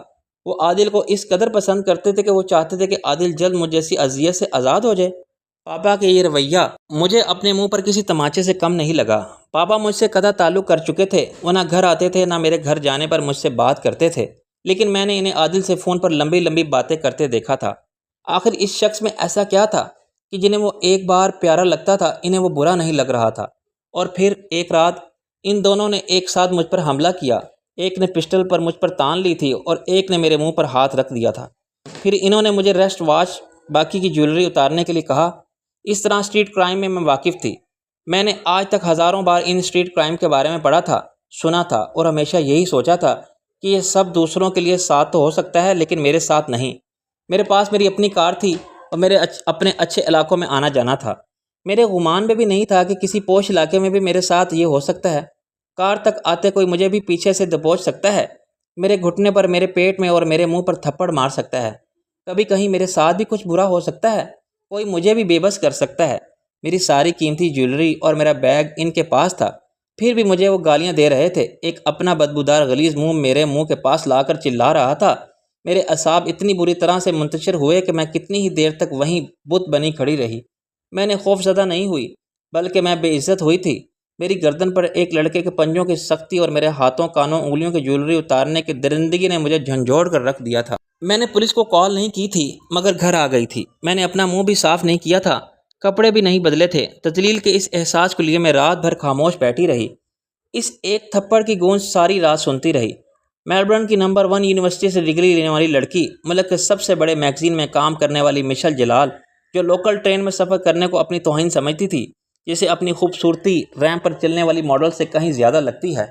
میں جو عادل جیسے انسان کو اپنے کندھے پر صرف اس لیے ہاتھ نہیں رکھنے دیتی تھی کہ میں سمجھتی تھی کہ میری خوبصورتی اتنی گری ہوئی نہیں کہ ایک دیہاتی اس پر اپنا حق جمائے، وہ مشل آج گندے سندے نشہ کرنے والے گلی کے گنڈوں کے ہاتھوں میں ذلیل ہو چکی تھی۔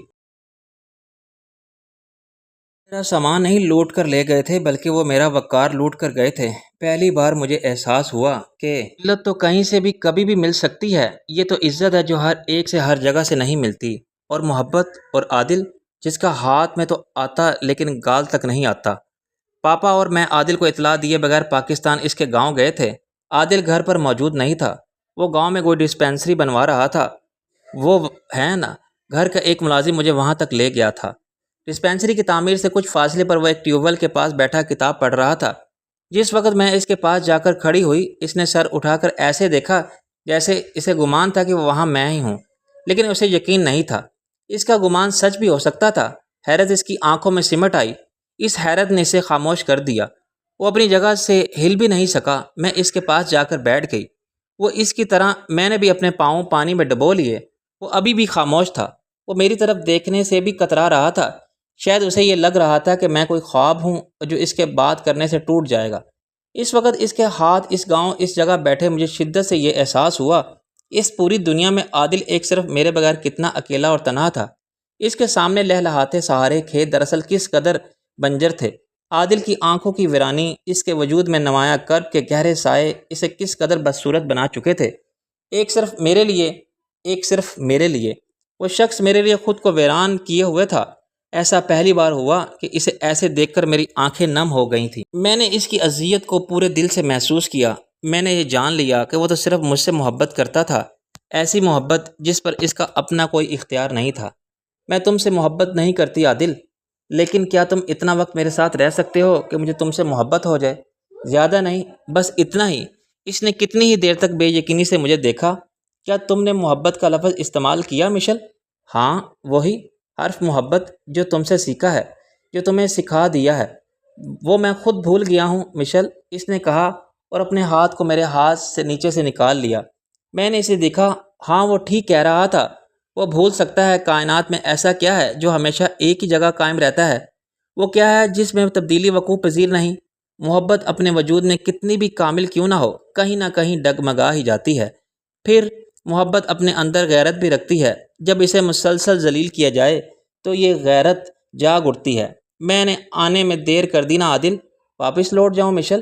پہلی بار مجھے اس تکلیف کا احساس ہوا جس تکلیف سے ہر بار عادل گزرتا تھا جب میں اس کی محبت کو اپنی جوتی کی نوک تلے مسل دیا کرتی تھی۔ واپس لوٹ جاؤ نے مجھے اس درد سے آشنا کیا جس درد کو عادل نے مسلسل جھیلا تھا۔ میں نے اسے تھکا دیا تھا۔ وہ یقین جو اسے اپنے جذبے پر تھا وہ سرد ہو چکا تھا۔ میں نے اس کے ہاتھ پر پھر سے اپنا ہاتھ رکھ دیا، کیونکہ یہ بھی تو ہے نا، میں نے عادل سے ہی سیکھا ہے کہ پتھر محبت سے کتنا ہی ناآشنا کیوں نہ ہو، آخر کار پگھل کر موم ہو ہی جاتا ہے۔ میں امید کرتا ہوں کہ میرا آج کا یہ ناول پڑھنا آپ کو بہت اچھا لگا ہوگا۔ مجھے کمنٹ سیشن میں ضرور بتائیے گا۔ ملتے ہیں آپ سے اگلے ناول میں، تب تک کے لیے اللہ حافظ، اپنا بہت سارا خیال رکھیے گا۔